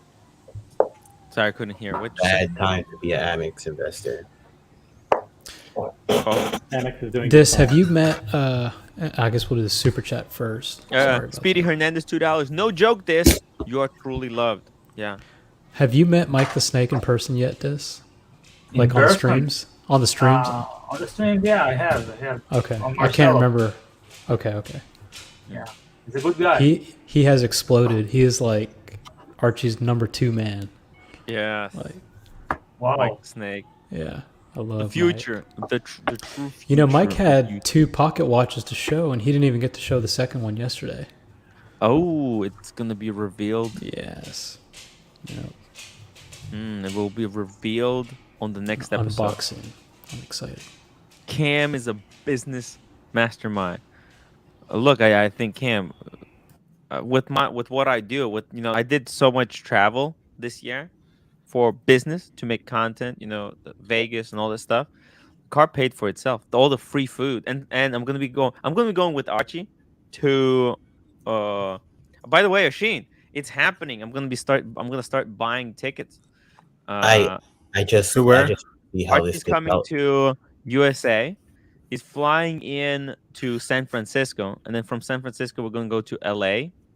From LA we're gonna go down. So from San Francisco to LA, to Denver, to New York, and then to Vegas, and then he's gonna fly back home. Fantastic. Yeah, and we're already scheduling a whole bunch of like events. We're gonna try to live stream as much as possible. And anyways, it's just gonna be incredible time. So That's great. You know, it's a lot of flying. I'm gonna be buying like the tickets because we did a GoFundMe. So the platinum card is gonna pay for itself. You know, all the free food. It's like 10 flights, man. Yeah, man. So it's worth it. It's It's worth it, fantastic. Cam. Dude, I went to the fucking Delta Lounge when I was on my way back to the United States, and they had beef meatballs and mashed potatoes. Sounds Like, delicious. Delta to me. Lounge, it's okay. That's Oh, disgusting. by the way, no, it wasn't. Actually, did you know I got the viewer because of those meatballs? I did a For live what? stream from the lounge, right? And I was eating the meatballs, and I was like, spicy meatballs. And actually, I got a really dedicated fan because of that. His name is He loved it. Meatball. He's like, man, this guy is fucking hilarious. I Yeah. guess. Yeah. So there you go. The lucky bastard. If he's watching, he'll know what I'm talking about. Banks do well in rising interest rates environment, but do lose money in recession. I don't know, man. It's just the whole thing right now. It's Unpredictable. It's unpredictable. unpredictable. One I just thing, want to see how it plays out with Amex. I'll tell you, Sheen, is that if we have a few more, downturns like this, it could lead to basically a collapse. We don't want to say it's collapsed, but yeah. By the way, speaking of credit cards, I need to talk to either Tim or OC. I need a better rewards card because I barely got anything. Just For my advise. recent I'm purchase. going to talk. I can advise I got you. I got like nothing. So Yeah, If teach you want about to know credit. how to live way beyond your means on credit, talk to Cameron. He's an expert on that. Yes. Just I'll text you later. I'll hit you up, man. no, I'm good. Thank you though. John Dundura. I don't know who Tim you and are. Archie touring America. I saw the movie already. It was called Borat. Speaking of the movie, Tim, Yeah, I'm gonna. Yeah. No, that's it. Starting tomorrow. Actually, I forgot. I'm going to a Breitling event tomorrow with you. You're gonna be Ooh. there. Pull up G Godwa's comment. Yeah. who are you talking to? Cameron, you're flying up to New York? So yeah. So There's I can't edit tomorrow, but after tomorrow, 100%. Maldives. You know what happened after a collapse? Growth, baby. Pull up G Godwa's comment, Tim. Who? G Godwa. G Godway. Cam washed money for Young Thug and YSL allegedly.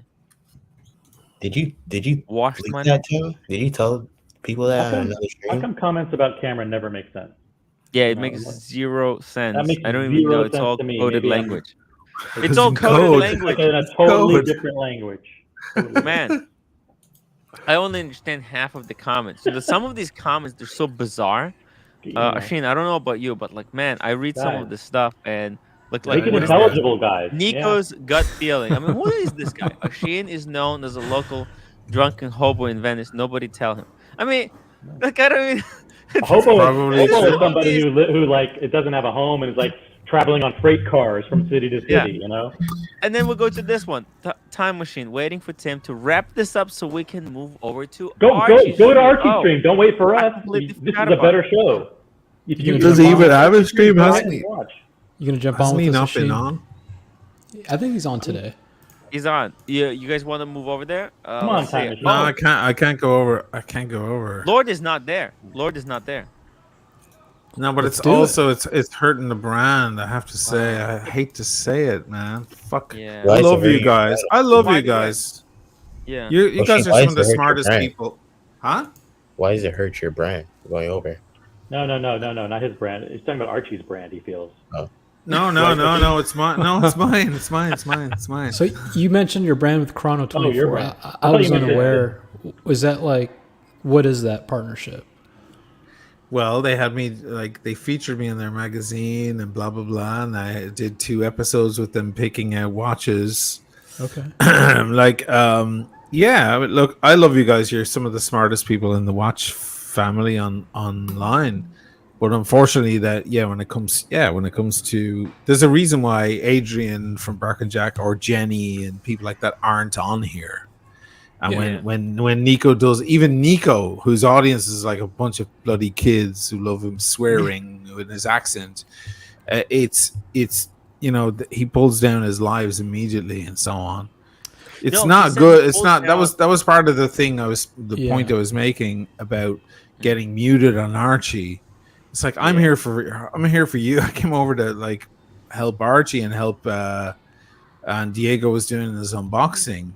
I'm not one of the. I'm sorry, but I'm sorry to say it, but it's like I will I'm not say one of the past, fucking. The past few streams have been very PG-13, but it hasn't been crazy. So, well, then all the more reason for me not to go over. I mean, it's I consider Archie like the OG, and it's all great, and I love him, and he's a nice guy, and I'd love to do a little collaboration with him. I still have that in the works. I don't know where it's going to go, but I'm actually risking whatever the fucking brand is worth at this point. I don't know, but I get calls every day from different brands, and if they had any idea, I was on there with some guy going, oh, how big are our tits, and all of that stuff. No, I mean listen, they'd run a mile. They'd fucking run a mile. Tim has been a victim of this too, and a lot of us could be. They take the clips and they chop them up, and they say, "Here's what this guy said, and here's what," this is what Tim makes. It's not just that. Even if they didn't cut out any of the clips, it's verbatim. Archie verbatim is a cancer for these brands. And if they're going to have me on, I just got an email from 2 pretty large brands today. David SW. No, not resellers, like real brands.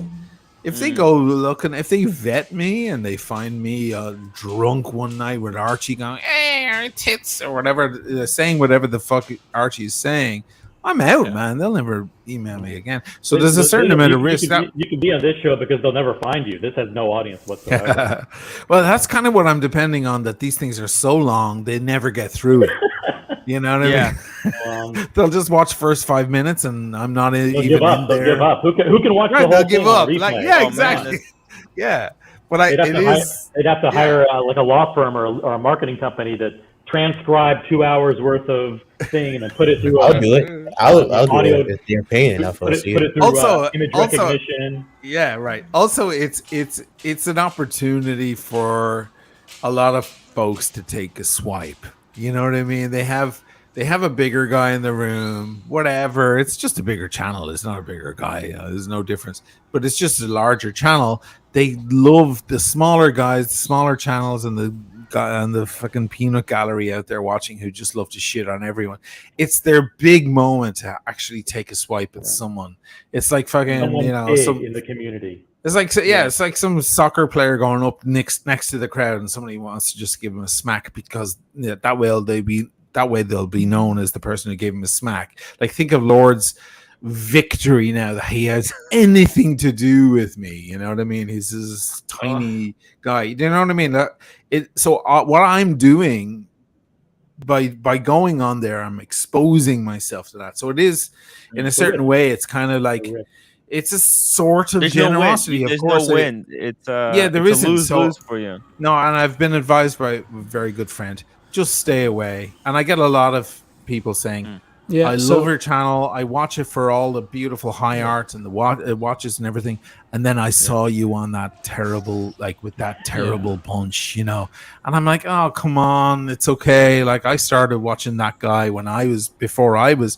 So I pay my respects. But yeah, the viewers don't see it that way. The viewers see it like you're rolling with the swine. That's the way they see it. And you guys are not swine. You guys are amazing. I love you guys. Asheen, I was at this event, right? It's like with Kelly Yoke. Kelly Yoke was hosting an event, right? Mm-hmm. In New York, and I was at this event, and I was talking to this guy, and I said, "Oh yeah." He was asking me, "What do I do?" I'm like, "Yeah, I do YouTube, I do live streams. I'm a friend with Archie Luxury," and he's like, "Ooh." Hate it. He didn't like that. He was really, but dude, the guy was wearing a fucking Richard Mille. So, and he's like, "Oh, I don't like Archie because he's like, it's all about the money." But I was like, "Oh man, if this guy was wearing any other watch, then I would be like, oh, he's a I just thought it's just fucking weird. But man, they don't like Archie. Archie does not get he does not have good rep with more like with the brands, with the respectable. So I got doxxed, Sheen, and I had to have a conversation with my family, my work, and recently my AD, and just kind of told them like, look, you might get a call randomly. Someone might tell you I said such and such. It's not true. I get on streams with some really crazy people. It's fun. I'm sorry, and they're all cool with it. But so I can totally understand where you're coming from. Yeah, but imagine like Diego. I understand. Your point. I totally understand where you're coming from. Imagine you started a channel tomorrow, right? And then it took in 6 months you exploded, and then you were 50,000 subs or whatever. And now you had brands sending you product every day, asking you like, you know how many micro brands are in boxes in that other room that I haven't even opened. I totally understand what you're saying. And it's like this thing on you, and there's money coming in now as well. Not insane money, but pretty good. And yeah, by me going on to Archie, I'm literally risking my reputation. I am, and I love Archie. Do you really need the money? I think Archie, rich rock star. No, I don't know. I don't need the money of it. No. I don't need the money of it. But it's cool to have a new occupation. It's been great fun. I've enjoyed it. I've met great people such as yourselves, and it's been great fun. It's been very stimulating in many ways. But and I love Archie. I think Archie undersells himself. I don't know why why he has 60 people on there who are just sitting there staring at the. I don't know. No offense, Dis, by the way, because you're one of the. We love you. We love this. But you're one of the few guys. We don't want to scare him off today. We just want. Yeah, no. Dis, we love you. We definitely love you. Okay, you're an exception to the rule. But like, I don't know. Like Archie is interesting enough in himself. He came over to my iBashers thing, which is where I trash it out with my friend, and we don't even talk about. We talk about all sorts of shit, but that's a separate channel, right? And Archie came over. The guy's incredibly knowledgeable. And can hold an incredible conversation. The guy's an encyclopedia of information, and it was great to see him shine there, rather than with that bunch, man. And it just drags him down.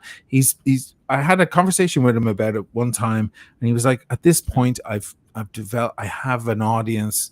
These are my audience, and I'm stuck in this thing now." I'm stuck in it. He has this audience of haters and whiners and guys who they found their comfort spot, like an old rug that a dog sleeps on. I think he's scared. He's scared to move on because what happens? I'll tell you this: he used to have the previous crew, right? There was the dog. Yeah, you guys were pretty amazing. Yeah, exactly. Right? Oh, you're pre-you. You're talking about the before me. Mark so he Goldberg. Had the guys. The Mark Goldberg and the Clive, right? Yeah. He had those guys. They left. Now he was he thought they left because they thought they would destroy his YouTube because but he's they thought invincible. He is invincible. But like he never learns this lesson of like being able to let go. Because like what happened was then when he had us, there was the three amigos. Right. Then I think he learned the lesson of like, look, you don't need anyone. People come to see you. And this is something that I learned when I had one of my guys who really tried to wrestle the show away from me. And I had to learn the lesson. Like, listen, this is my channel at the end of the day. And I choose who to allow and who to let go. And I had to make that difficult decision. And the channel is doing better than it ever was. And the guys who were trying to wrestle away from me, they were saying, no, we're trying to help you. This is no. And I think he has the same thing that's happening to his channel right now. He has fear of moving on to greater things, and it is scary. It is scary. Why doesn't he just have two smart guys with him, or one to bounce off of? He doesn't need 10 or 12 guys in there just shooting nonsense. Who would you chop off, Oshin? Who are the two guys you chop off? Most of them. I mean, I don't know. I don't want to say names, but I mean, obviously the guys who hate me, whatever, that's fine. That's fine. But I mean, there's a reason why. No, but there's a reason why they hate me. There's a reason why they hate me, right? Are you saying Tim shouldn't be on that show either? It's not everybody that hates you, Sheen. No, that's okay. I don't like. I'm a big boy. I can handle it. Yeah. I mean, I think Diego is really good. Not just because he's here. I'm not just saying that. I think you have some very interesting commentary, and you bring a lot to the. Everybody here on the panel is very interesting. Do you have a lot of dudes on there? It's like I just look. God. It's up to him. It's fucking his show. He can do I whatever agree. the hell he wants. I hate when There's Look at good this. shows and there's bad Lucky shows. bastard, $10 super chat. We need Nice. more spicy meatballs. Wow. I told you, man. That you don't understand. I mean, those spicy meatballs that live stream. Meatball sub garnered sounds me really some good right very, very amazing and loyal viewers. I love it you, Lucky does. bastard. Some midnight food, man. 2 a.m. I need to go to Philly again and meet this guy. We need to hang out. He invited me to his place. We're gonna, man. If you're in Philly, you have to have a Philly cheesesteak. Philly cheesesteak, yeah. And he's the owner of a speakeasy. It's just a cool fucking place. Oh, nice. Yeah. What did you guys eat yesterday? OC? Oh, Korean barbecue. Oh, that's fun. Korean barbecue, guys. It was amazing, man. Humble Pine. By the way, Kevin tried to pay for it, but man, Humble Pine was freaking so quick. He did it before anyone was even ready for it. That's crazy. class. Yeah. When someone does that, they go off to the bathroom a little early and they come back, and then the check comes. My move. My move. Yeah. That's 3D class. I love move. Man. Neo $2. Tim's channel is going downhill. That's like the rest of the market. It's going down to a ramp. I mean, and everything it's is gonna explode. down. Watches are down. Gray market is down. Super chats are down. Crypto is down. Stock market is down. Everything. Blondie is down. Everything is down. Blondie's not down. Blondie's down. We love Blondie. Blondie did a test, a YouTube test. Blondie is freaking stealing the leads right now. That's why she's not here. The leads. Yeah, everyone. By the way, look, there's new and up and coming snake here somewhere in the chat. Bro. I'm talking about as soon as Unigrown. Blondie starts live streaming, bro, this is over. Yeah, man. she's gonna be electric. Yeah, electric. I don't know if she'll talk about watches though a lot. She'll talk about other stuff, but she's gonna fucking rule the roost, man. Because she can take it on the chin. That's the advantage she has. She can take all that stupid shit. Like even Archie said disgusting, horrible stuff to her, and she'll fucking laugh it off. She bounced She's back. invincible. But, yeah. And great. you know what? The best part? She's streamer. freaking local. Oh, she's local to me.